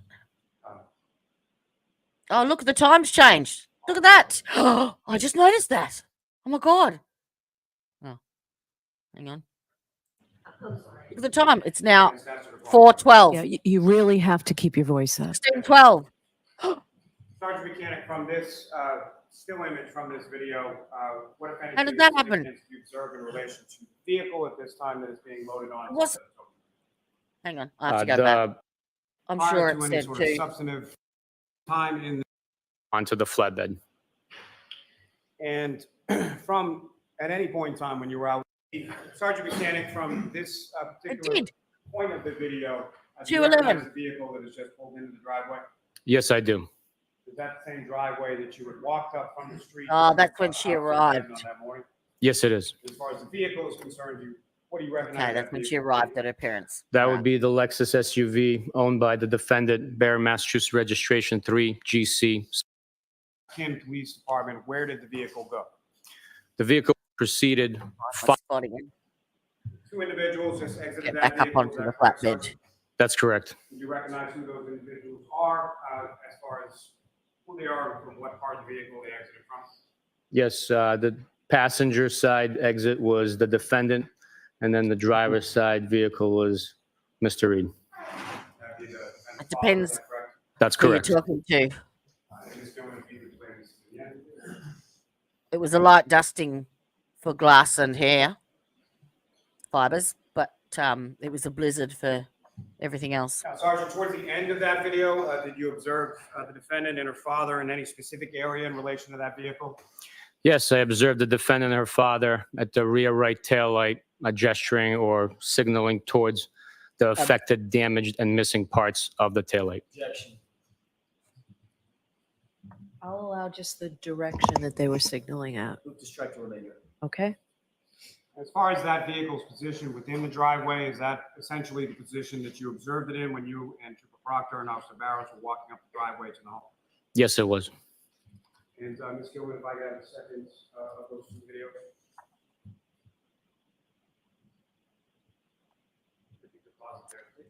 So, again, whereabouts are you, Gabby? Are you're in Boston, are you? Or that's right, I think you are. So you're near. I forget. I'm over 50. My brain's just gone. It's gone. Gone. Sergeant Bukhenik, if you could describe to the jury what you observed of significance within this particular video. This video captures the vehicle being moved into position to be loaded up onto the flatbed for transport from the scene. Gentlemen, if you could play for them. So 2 hours later, they've retrieved the car.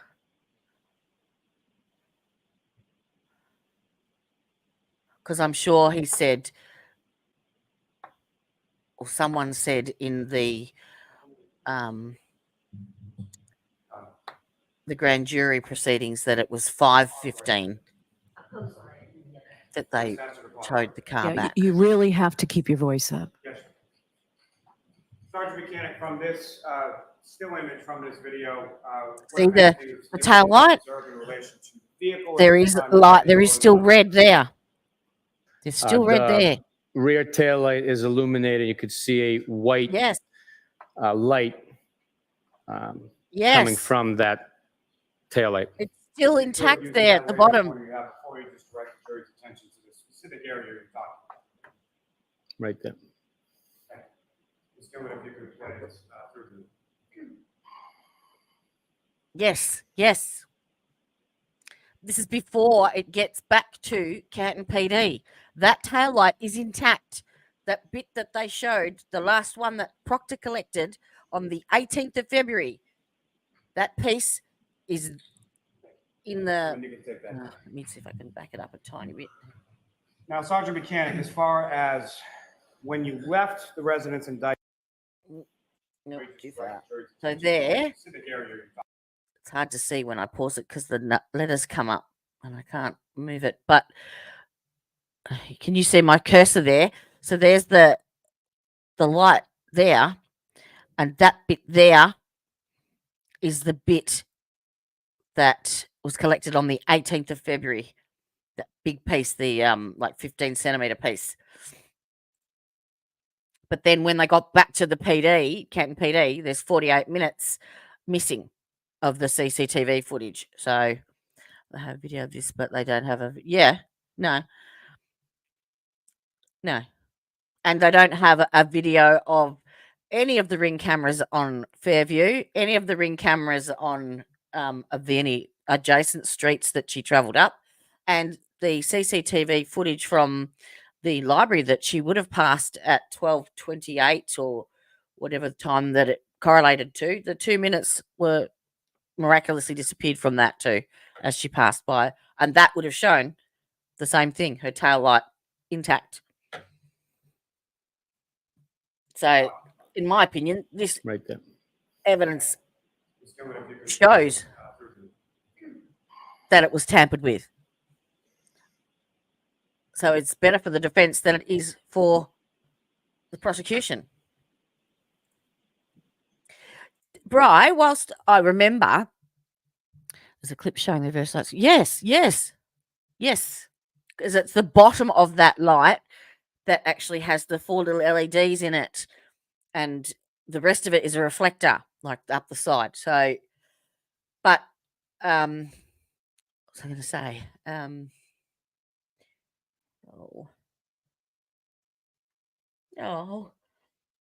forgot now. I was talking earlier on the previous stream about why the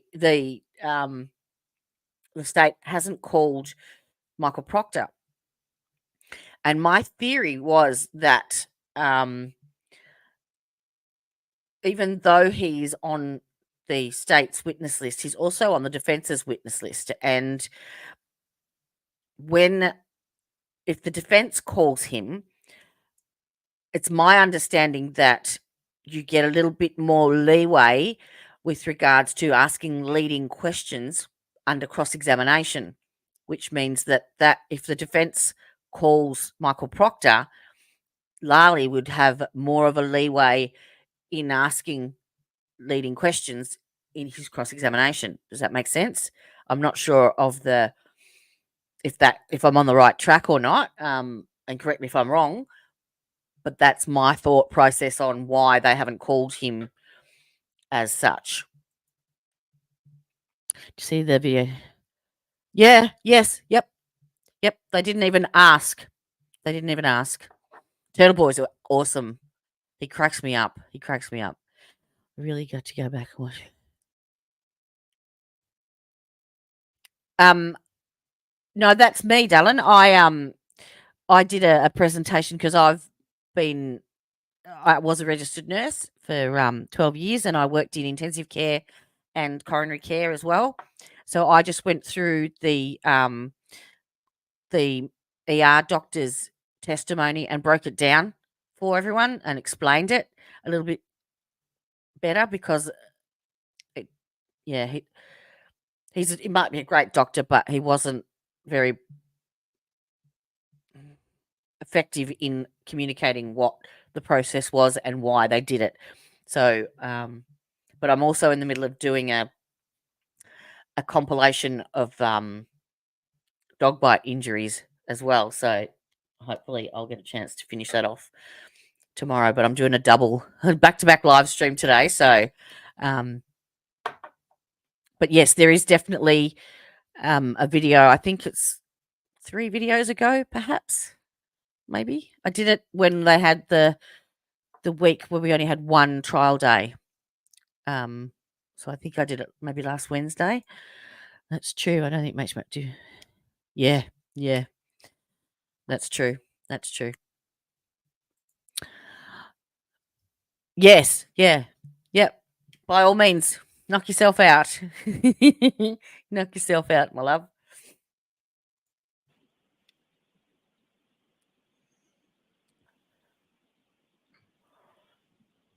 Much longer if we go. You can take that down. I've watched this 3 Now, Sergeant times, but I McCann, fell as far asleep at this as bit when you twice. left the residence in Dayton, where is it that you went? Can we turn the lights on, Mr. Lally? Yes, on my And then I woke up at the end. Once we left the residence in Dayton, we proceeded following the tow truck back to the Canton Police Department. And was there anywhere else that either you or the Brian. tow truck went between Dayton and the Canton Police Department? If you have any requests or any suggestions or anything like that, chuck them in the chat, and I will more than happily try and do my best to research something, because that's what I do. That's what I like. No, sir. And when Especially you say if we, it's it's yourself medical and Trooper based. Proctor, is that correct? That's correct. Now, once you arrived at the Canton Police Department, where did the vehicle go? The vehicle was unloaded and put into a heated sally port located at the Canton Police Department. And in reference to the Canton Police Department and putting it in the sally port, why was it that it was taken to that location?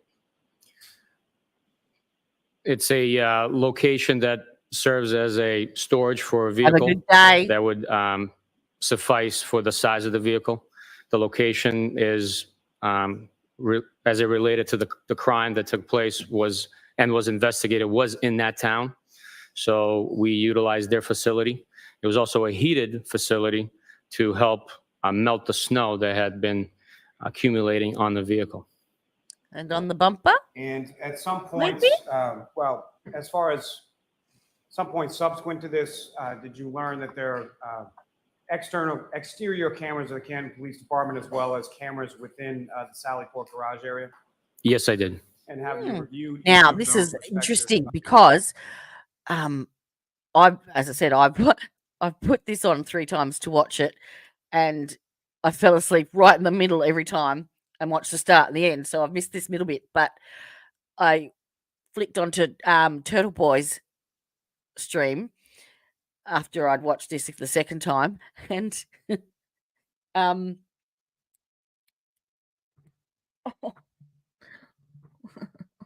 is my brain not working tonight? No,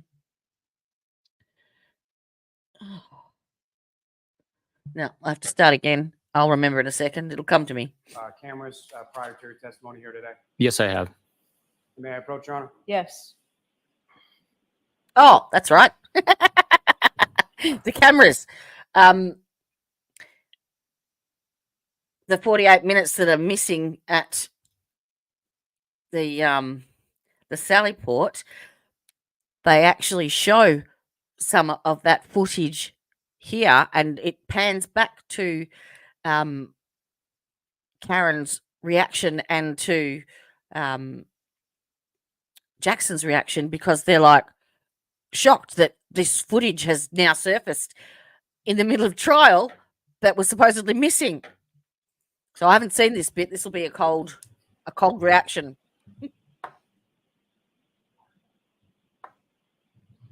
I'm showing you a disc. Just that. Look at that. Look up when you finish. And apparently the image was. You recognize that, sir? Yes, I do. And what do you recognize that to be? The Canton Police Department driveway video.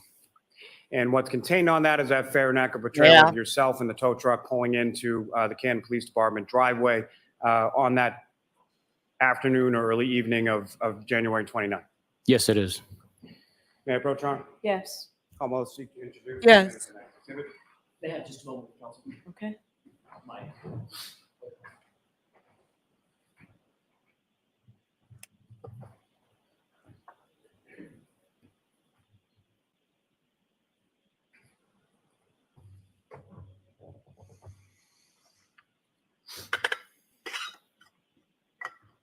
Oh, there's Turtle Boy there, up the top.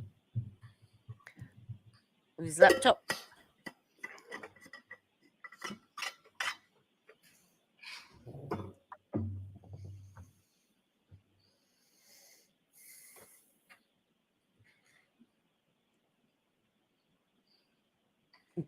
How big was it, Unity?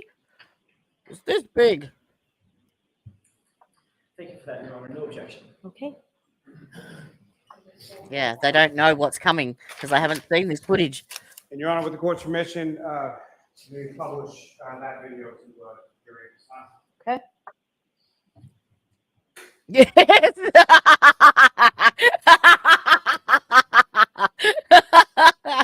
Yep. Did you like my thumbnail? Couldn't help myself. It started off with Bukkake in the Yes, I house. am. So where is this camera view in relation to the Canton Police Department and the Sally Port Garage where the vehicle eventually goes? This camera is capturing the driveway entrance to the Canton Police Department. As viewed from Washington Street, that driveway there is on the left side of the structure. So is that Karen's car there with The that camera tail light? itself is pointing towards the entrance of the driveway to the Canton Police Department. As you can see, the brake light illuminated in the shot. That is a Canton Police cruiser sitting at the edge of the driveway right by Washington Street.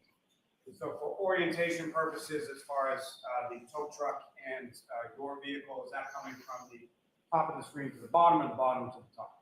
It's coming from the top left to the bottom right of the screen towards the rear of the building where the Sally Port is located. Thank you, Ms. Gilman, if you could. How did it get its name, Sally Port?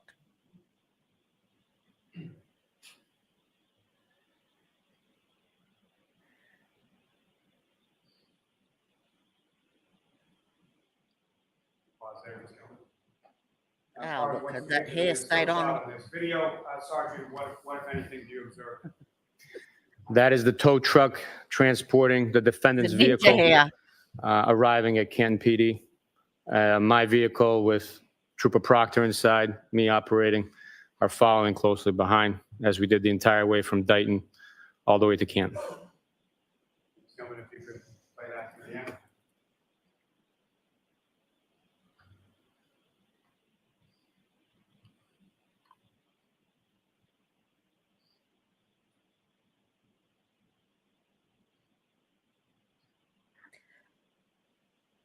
In this footage, when they bring it into the Sally Port, you can actually see that the video's been cut because one of the men disappears in it.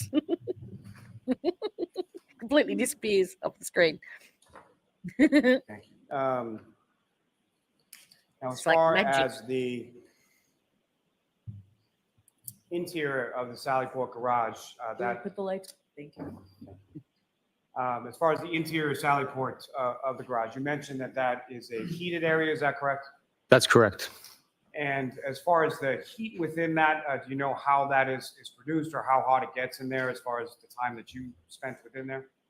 I Do do the not Wraiths know, still but live it in was Dayton? a standard garage heating system that blows hot air. As far as temperature, when the doors were open, that day it was freezing cold. It was, I believe, like 18 degrees with, winds blowing. So inside the garage inside the Sally Port with the doors open, it was quite cold. Once the doors shut, the temperature rose above freezing and the snow began to melt off of the vehicle. And from the arrival of that vehicle into the Sally Port garage area, are you aware or have you reviewed video in reference to that? Yes, I did. And Your Honor, may I approach? Yes. Yes.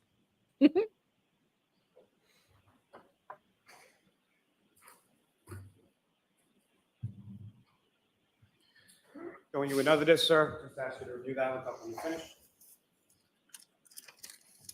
Yes, that's the doctored one that I have. Correct, yes. Redacted version. And do you recognize that, sir?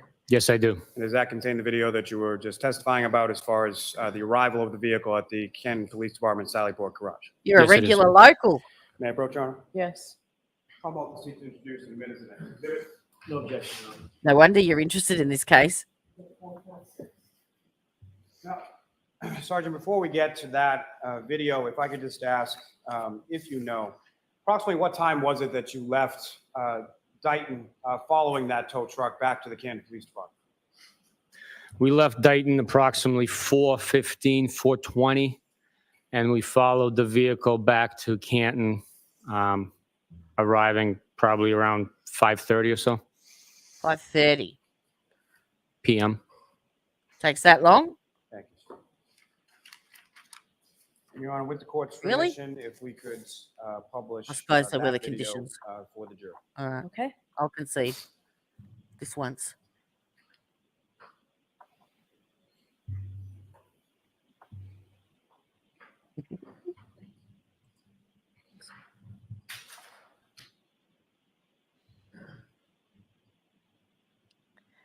Oh, sorry, I put that straight out without reading it. Delete.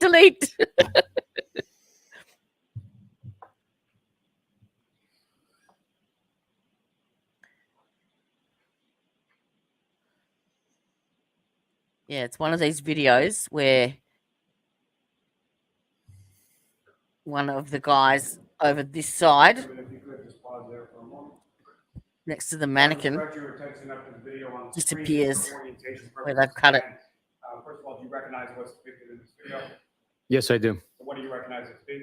That is the Sallyport two-bay garage at Canton Police Department with the antique Canton Cruiser on the bottom of the screen and the open spot for a vehicle in the got middle of the snow all screen around with it. the four-wheel drive all-terrain vehicle at the top. Now, as far as, again, for orientation purposes, the driveway that the jury just witnessed in the prior exhibit, is that to the left of the screen, the right of the screen, or something else? The driveway Hi, Darren. is to Say hi to Gabby. the right of the screen. And this vehicle, the defendant's vehicle is sort of taken into the garage from the opposite side or to the left of the screen, is that correct? Correct. In this moment, if you could, please. Are you getting ready to stream live? Because you're welcome to jump on if you want. I'll send you the link.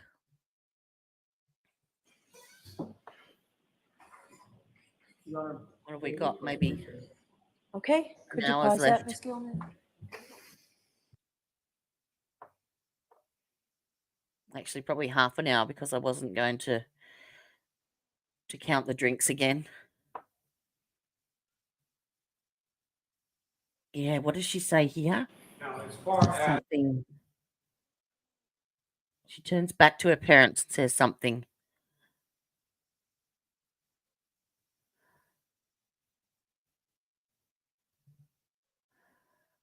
Yeah, because this footage was not released, I don't think, to the defense.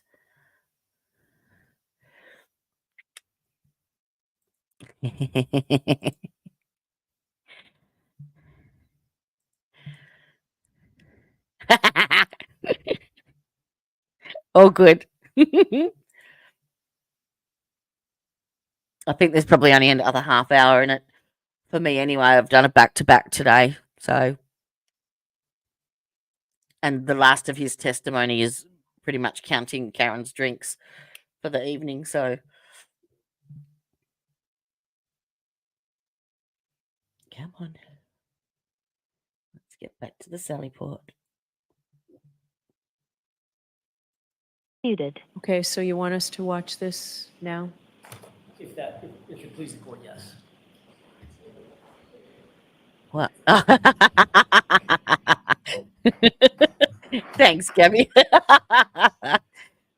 I'm actually really blessed.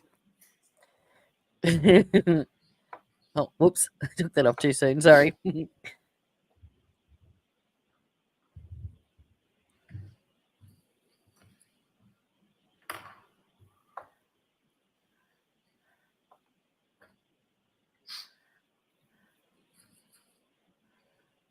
Oh, that jumped. May I get just a little closer? Oh, Sure. that jumped again. Can we turn out the lights, please, Dave? Thank you. Whoa, he nearly slipped on his ass. But yeah, if you watch There is part of this video where there is someone at either end of the car, and the one at the front of the car completely disappears. Poof, gone.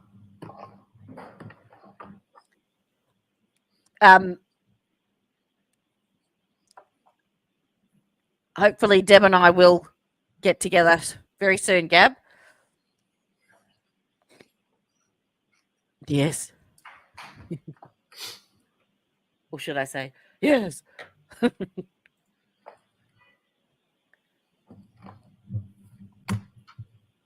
Wait for it.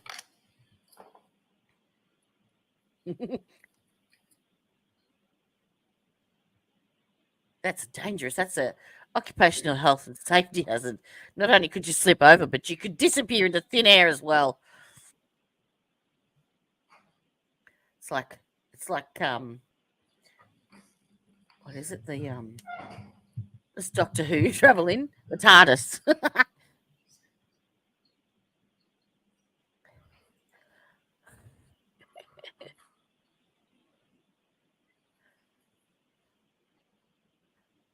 Oh, they must have borrowed all their equipment from the CERT team.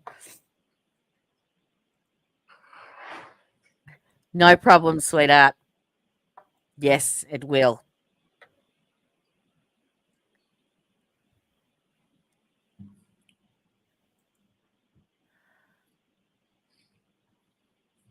That ninja hair is still hanging on.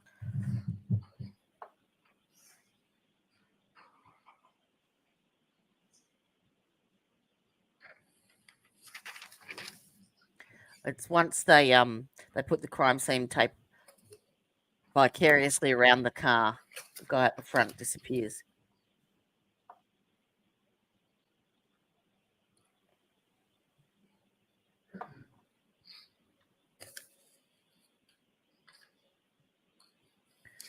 $5.40,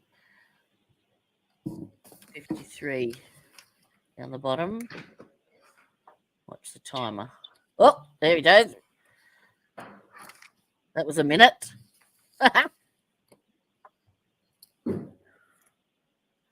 Now we're at 5:41:18, 5:41:25, 5:41:37. Skipped another few seconds. Oh, there we go. A little bit more.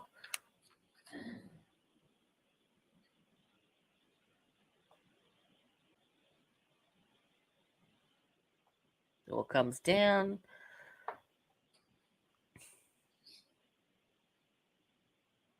$5:42. There's another 20 seconds. And wrap it around the mannequin.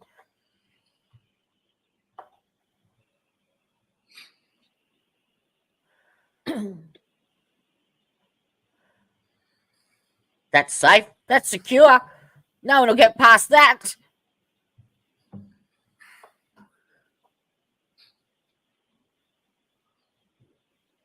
Mannequin will guard it for us.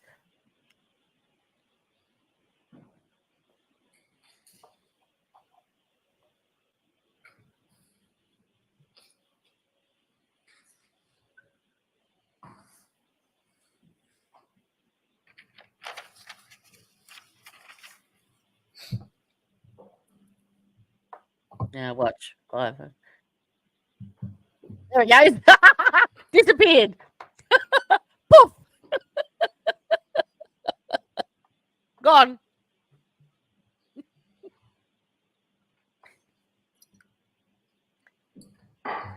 Mannequin Mike. You want me to go back and show you again where he disappears? It's amazing. It's magic.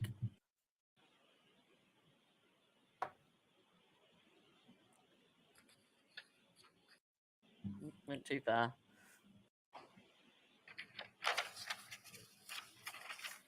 All right, watch this guy over here. Ready, steady. Oh, gone. Nope. No one's tampered with that.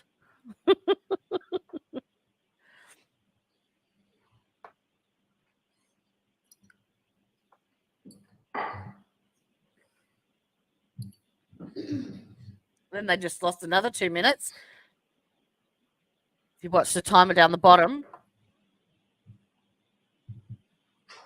Now it's stopped. Is that the end of it, Mr. Lally? Or Is that the end of it, Mr. I Lally? believe so, yes. is that the end of it, Ms. Gilman? Wingardium Leviosa.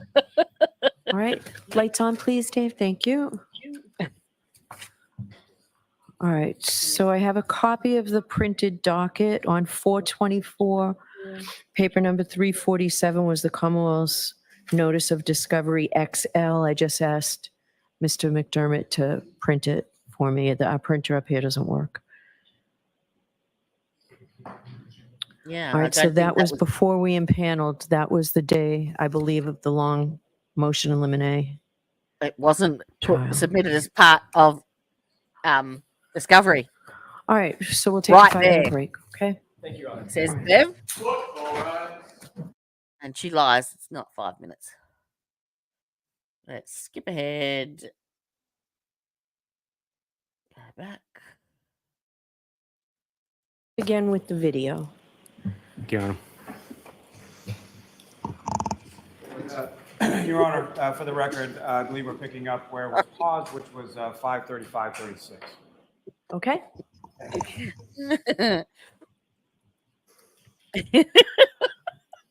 And prunes. Watch this again. See, the only problem for me is the stream starts like it's 10:22 at night here now.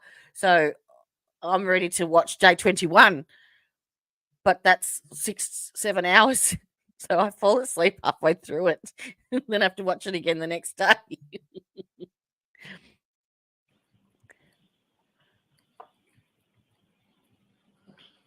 If you could pause right there.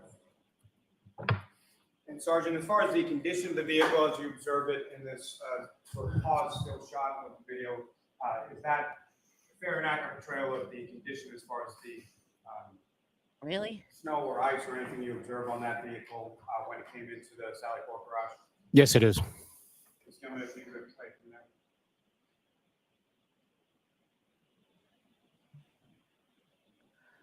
So, Bukkake, what, if any, disappearing acts did you witness in that CCTV footage? If you could just pause there for a moment. Sergeant's almost falling in the video. All right. So keep your voice up. Sergeant Bukhenik, with reference to any individuals you see in this video, do you recognize any of those? I would so laugh if I someone can next to me- recognize Trooper Proctor myself.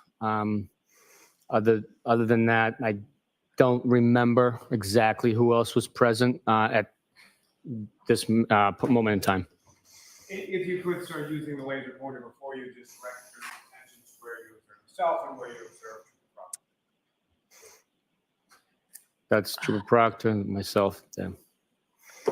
Deb, while you're here, check out this link With this vehicle in the Sally Port in the garage, description box. evening of January 29th, Awesome. 2022. Did either yourself or did you observe Trooper Proctor touch or manipulate in any way the right rear passenger side area of that vehicle?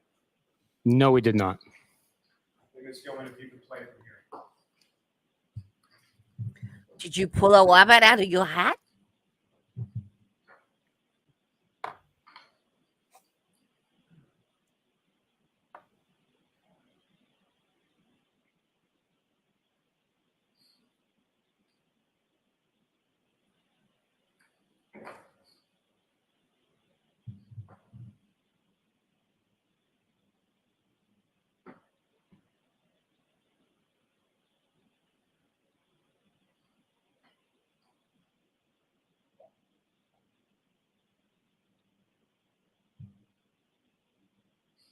Don't slip. Hey!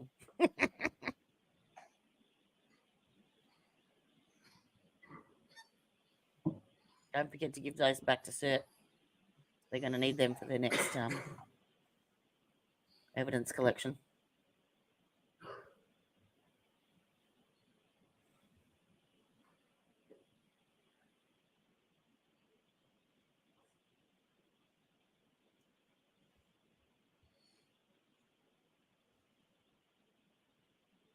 Oh dear. There's my alarm for court TV. Day 21 starts in 30 minutes. To start wrapping things up.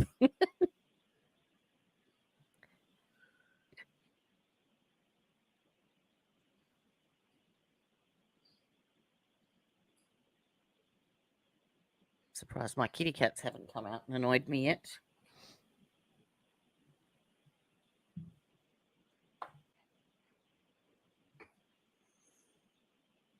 Why are we watching this again?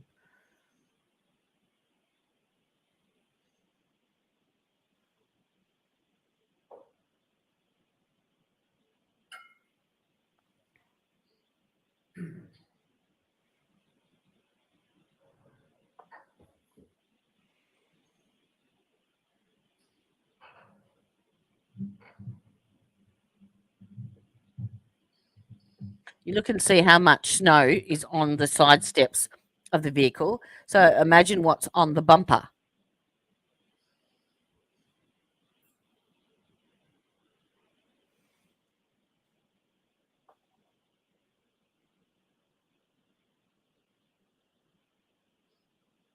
I can't wait for cross-examination of this evidence.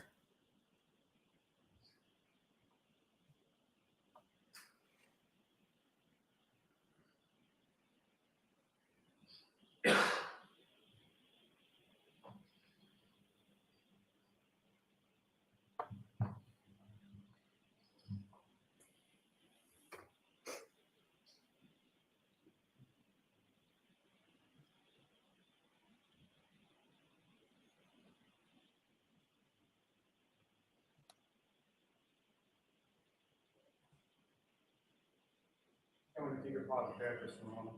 Sgt. Bukhenik, from what you're observing in this video, what you've seen or what you recall from this, is what is it that securing you the and scene. Proctor and some of the other officers are doing now? No one We're will establishing a get perimeter around the vehicle with yellow tape in order to prevent or alert and advise anyone in the area to stay away from the vehicle.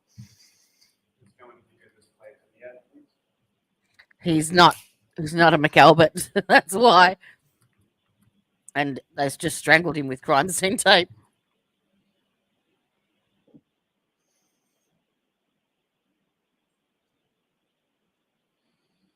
They might call him for the defense.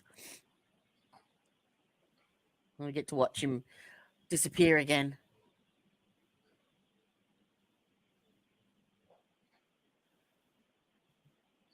I love magic shows.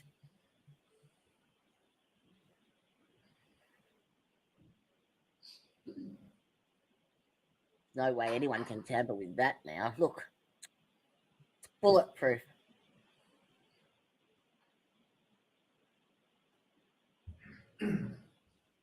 Ready, steady. Poof, gone. Oh, I cracked myself up. You can take that down. And start the lights back on. Now, Sgt. Bukhenik, are you aware of a warrant that was executed on that vehicle on February 1st of 2022? I am aware. And you yourself. Oh, the other thing that Turtle Boy said too that I remember now, when Cert went out to collect the evidence at 5:41 p.m. that night, when the last person eventually got there, they were talking about, he was saying that they didn't have a warrant. They couldn't get a probable cause warrant to search the house, but they had apparently, supposedly, a warrant to search the lawn. So they had probable cause for that. Surely the lawn and the property is owned by the property owner, Brian Albert, and they know that the owner was home because they said he left, he exited the premises whilst they were conducting their search. So why didn't they search inside? Is that correct? I was not present for the execution, no, sir. Trooper Proctor was, as far as you're aware. Is that correct? That's correct. Now, the next time that you were within then they go on. That's right. Based They on the go on to appearance show- of the driveway, we This is another time earlier on where they actually show Karen leaving the driveway and not backing into John's car. So they're trying to say, okay, well, she knows how to do it. So she, you know, either did it on purpose or some rubbish. we know that this Why they include this, I don't know. It's recording took place prior to the blizzard of January 29th. And as far as anything that you observe in this video, as far as vehicles or people within those vehicles, what, if anything, did you observe within this video? I observed Mr. O'Keefe's car parked in the same location as he typically parked it, and then Objection. Objection. I'll strike the as he typically does. and then a black SUV parked perpendicularly to Mr. O'Keefe's vehicle, adjacent to the entryway to the garage.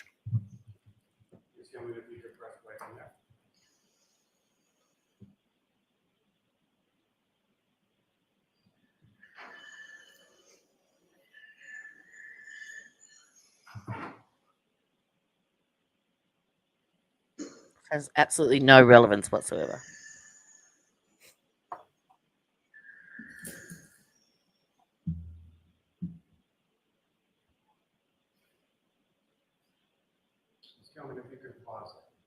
At some point in the course of your viewing of this video or the video surrounding it, were you able to identify the operator of the vehicle, the black SUV?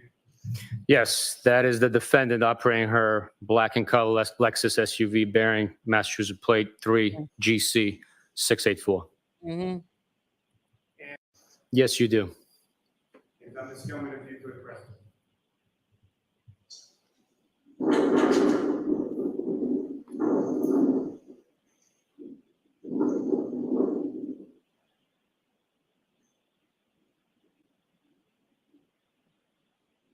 Bang. Hits it just there. You see the car bounce forward and everything. Now, as far as the operator of that vehicle, are you able to observe who that operator is within that vehicle? I observed the vehicle being operated. I cannot identify who the individual is, and then from that shot right there. From at any point in the shot? Oh, go away, Willie. Of the video that you observed, are we able to recognize the operator of the vehicle? Not from that shot, no. Now, with respect to And the even- timing of this video, what time in the morning is this video? This the timing of this video is approximately 5:07 a.m. when the defendant left the home through the garage via her vehicle. Ms. Gilman, if you could play through the And have a look at the tail light. Way out.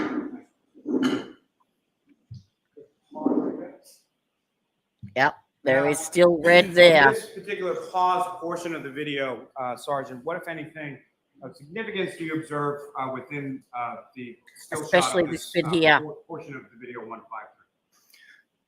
The portion of this video in the still shot presented identifies a missing, damaged rear right taillight, Yeah. exposing the white light coming. And if you look at it, it's the bit that they still haven't found. It's that inner bit right there. Right there that they still have not been able to find. This red bit is still intact and reflecting the red. from the right side of that taillight. And if you could, using the laser pointer before you, draw the jury's attention to what you're talking about as far as that area of the defendant's vehicle. Now, earlier in that video, did you observe the defendant's vehicle coming close to or coming into contact with Mr. O'Keefe's vehicle? Yes, I did. And as far as Mr. O'Keefe's vehicle, at least from this video, what, if any, damage did you observe to Mr. O'Keefe's vehicle? No damage. And as far as the ground area around where Mr. O'Keefe's vehicle is parked, specifically the rear of that vehicle, what, if any, red pieces or anything you observe And on the when ground did you around Mr. inspect that? Hey, Nothing Bri, was welcome observed. back. It's coming if you could press play.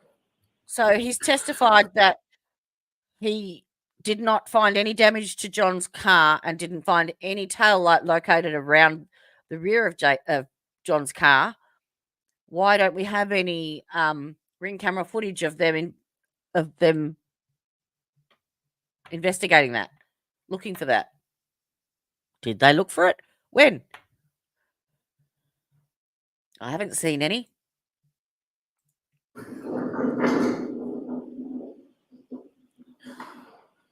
You missed the magic disappearing act, Bri.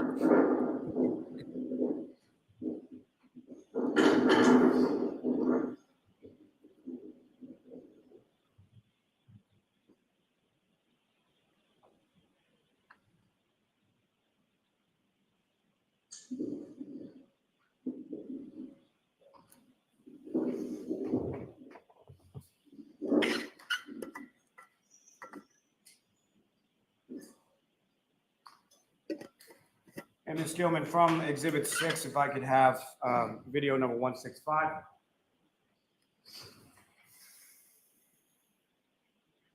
You can pause there, please. And Sergeant, have you reviewed this video as well? Yes, I have. And when time-wise, in relation to January 29th, approximately is this video?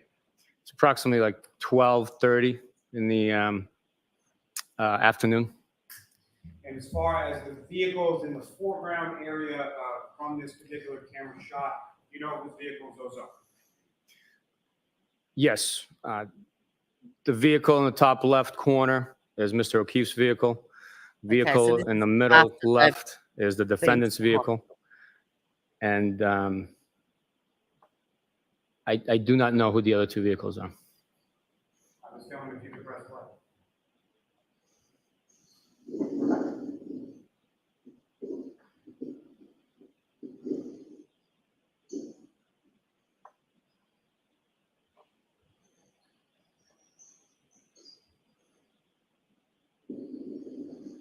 Pause there just for a moment. And Sergeant, from the two individuals exiting from that vehicle, do you recognize who those individuals are? Yes, I do. And if you could, just using the laser pointer, direct Karen your and her dad? attention to whom you recognize and identify who that person is. That there is the defendant, and that there is Mr. Reed. Again, this is the defendant's father. Should have been an That's investigator. correct. And this gentleman, if you could press play.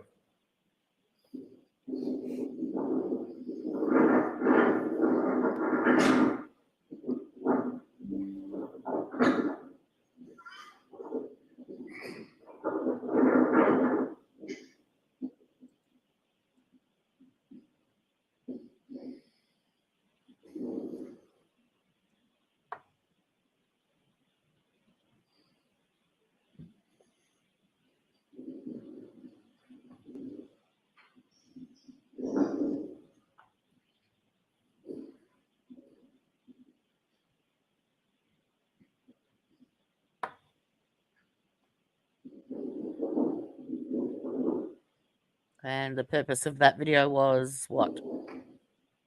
Mr. Bukkake?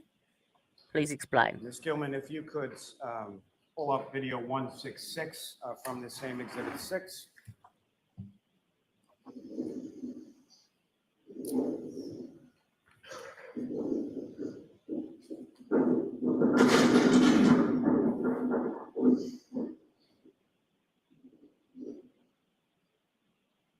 Ms. Gilman, if you could pause there just for a moment.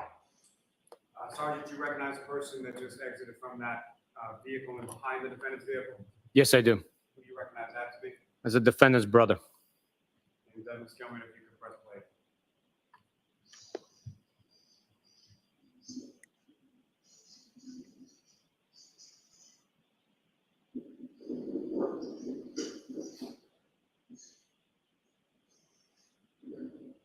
Oh, look, she must have done it because her brother cleared off the windscreen wipers. Case solved.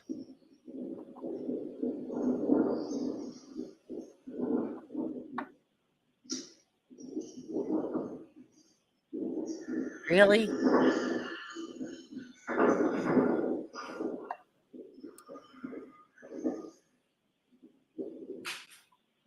Don't dust off the back. You'll get rid of the ninja hair. No.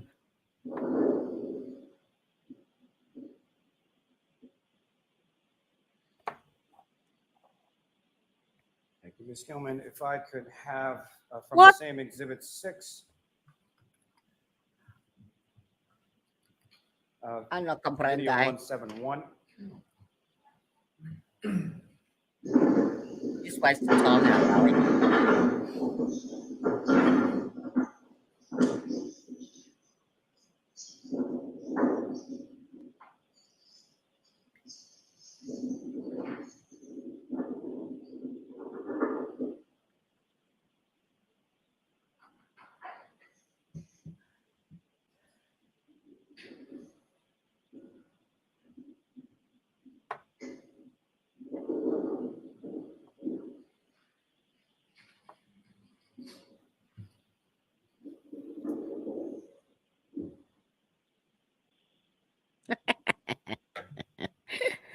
Hello, sir. Hey, how are you? Very well, thank you. How are you? Good. You busy boy? Yeah, running around. Are you on morning tea? Yes, I'm taking my mid-morning break. Excellent. What time did you start? 7 or? 7 a.m. Uh-huh. Went Are and you saw on my till first. 3:30? Actually, I'm working 12 today, so 7 p. Oh, God. Yeah, I think I'm getting Okay. too old for that. But Yeah, I think so. The only thing I do for 12 hours is sleep. Did you see Magic Disappearing act in the Sally Pot? yeah, I watched this yesterday. I'm just tuning in because I love your commentary. Thank you. I can't help myself. Just, I mean, look, obviously these videos here now, they just seal the deal for me. I mean, if that's all you got to bring, really? Yeah, I don't know what he's trying to do with these videos. He's just dragging it out. Yeah. I can't don't wait think for cross-examination. Yeah, I just don't think Lally's heart is in this for some reason. Yeah, really? I think he's done and dusted, just like the windscreen wipers. Yeah. Oh, Lord. And then all they do is go through how many drinks she had. But why would you bother doing that when you've already done the blood alcohol? What's the point? Yeah. Really? And actually, when I first started to watch the Sally Port video, I thought that was Proctor in the orange shirt. But it turned out to be a big dummy. A mannequin.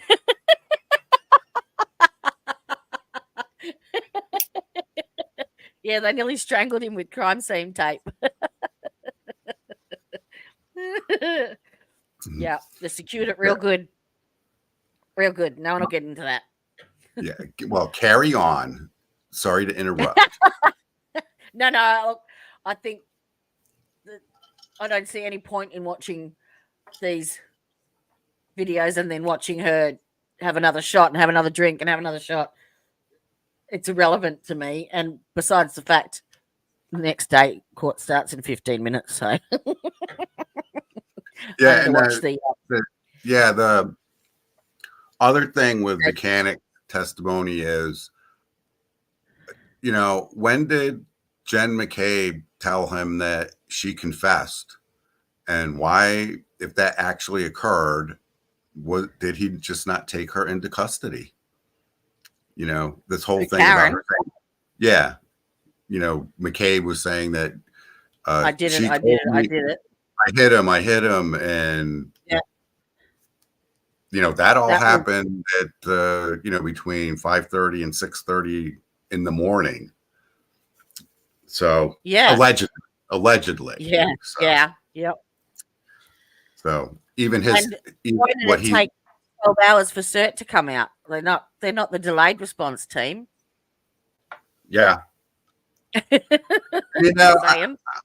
I could still See, a lot of people are saying, there's going to be a directed verdict at the close of the prosecution's case. I don't Explain to see me that. what that means.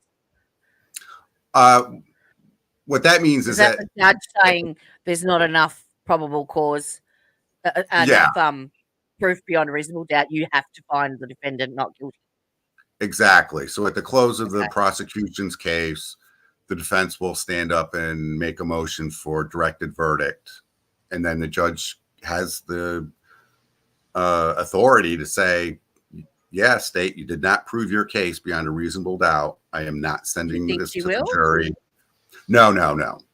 I mean, it's very, very rare. I mean, it's a very common motion in U.S. trials. It is very rarely acted on by the judge other than to deny it.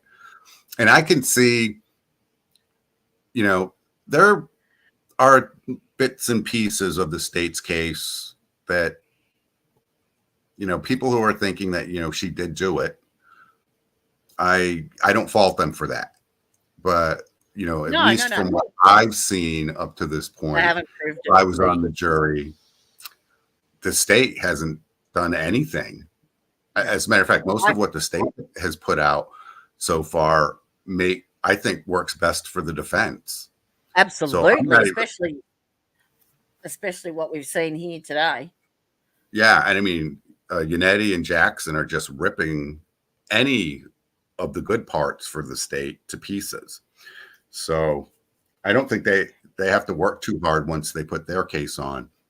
But and was it true that Karen, that Sally Port footage wasn't included in discovery? Did I hear that right? Yeah, the part where they brought the car in and put the tape around it was not initially provided because they said they couldn't find it and it was missing. And then it finally showed up and there it was. Yeah. I don't think it was, other than the fact that it existed and they didn't provide it, which makes you just think there's something suspicious going on. I don't think there was anything of value in that, really. And what do you think about, do you think they're going to call Proctor, the prosecution, or leave it for the defense? I don't know. I know he's on the list.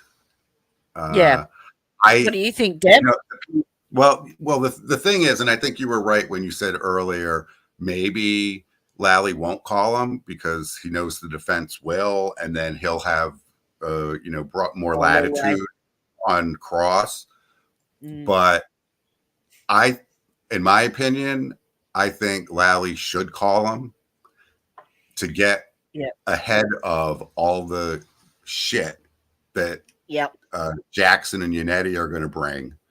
And the piece about having more latitude, I really don't think that's in play because Lally's been leading witnesses and getting away with it since day one. And I think Jackson and Yannetti are kind of like, well, who cares, because the case is crap as far as they're concerned. So they're not objecting a lot. I find myself hearing Lally's question and then jumping, objection, but and they're just sitting there letting it go. And then when the answer comes out, it's like, why make a big deal out of it? Because let him dig his own grave. Yeah, exactly. Do you think Morrissey will get on the stand? Which one? The DA, Michael Morrissey. Because I think he's on the list too. Really? I'm not familiar with what do you think he would testify about? I don't know. I don't know, but he's on their list. Huh. That's a new one on me. I have to check. Hang on. Whose list is it on? I think it might be the defense's list, but let me just check in Canva. Hang on.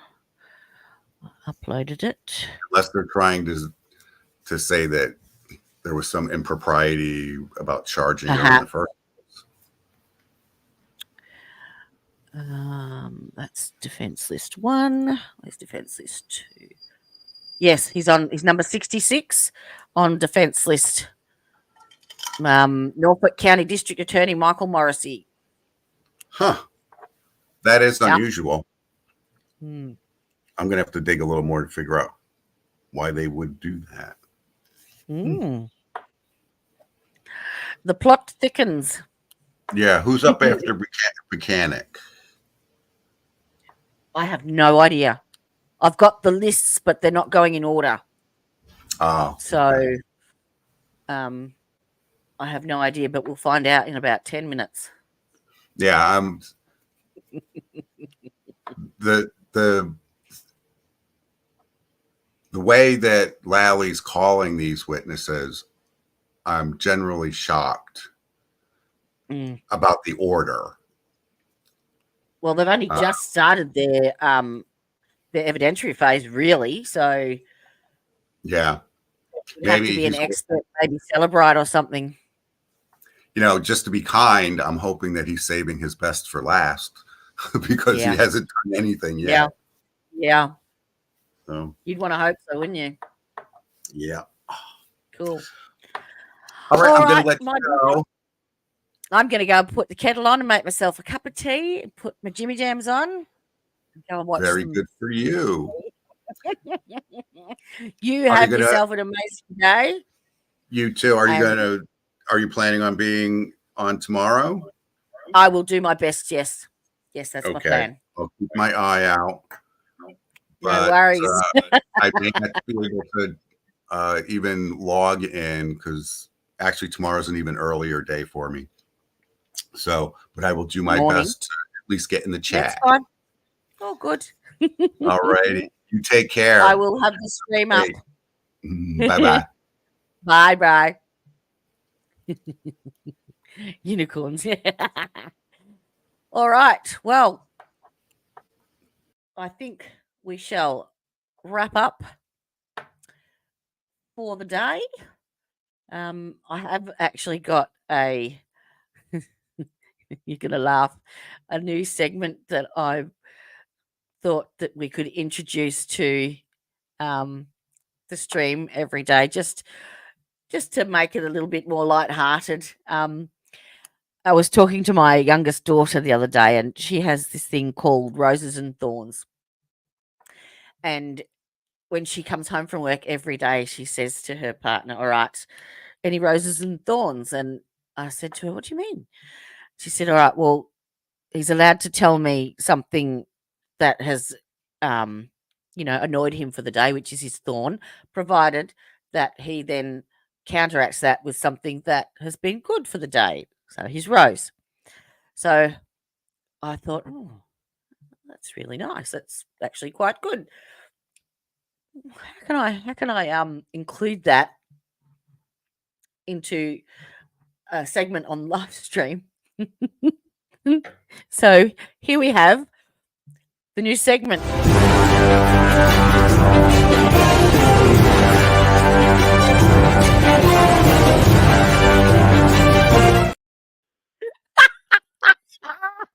So instead of roses and thorns, we have shits and gigs. So you get to tell me something that's given you the shits for the day, as long as you tell me something that's given you a giggle. What do you reckon? I reckon that's great. So we might introduce that tomorrow, all right? Just for shits and gigs. Trust me to twist something. All right, peoples. Thank you again. Mwah. Lovely to see you all, hear you all, and enjoy day 21 of this. Yeah, unfortunately for Karen, trial. So, bye, Deb. Bye, Gab. Bye, Bri. Mwah. I bid you adieu. See you tomorrow.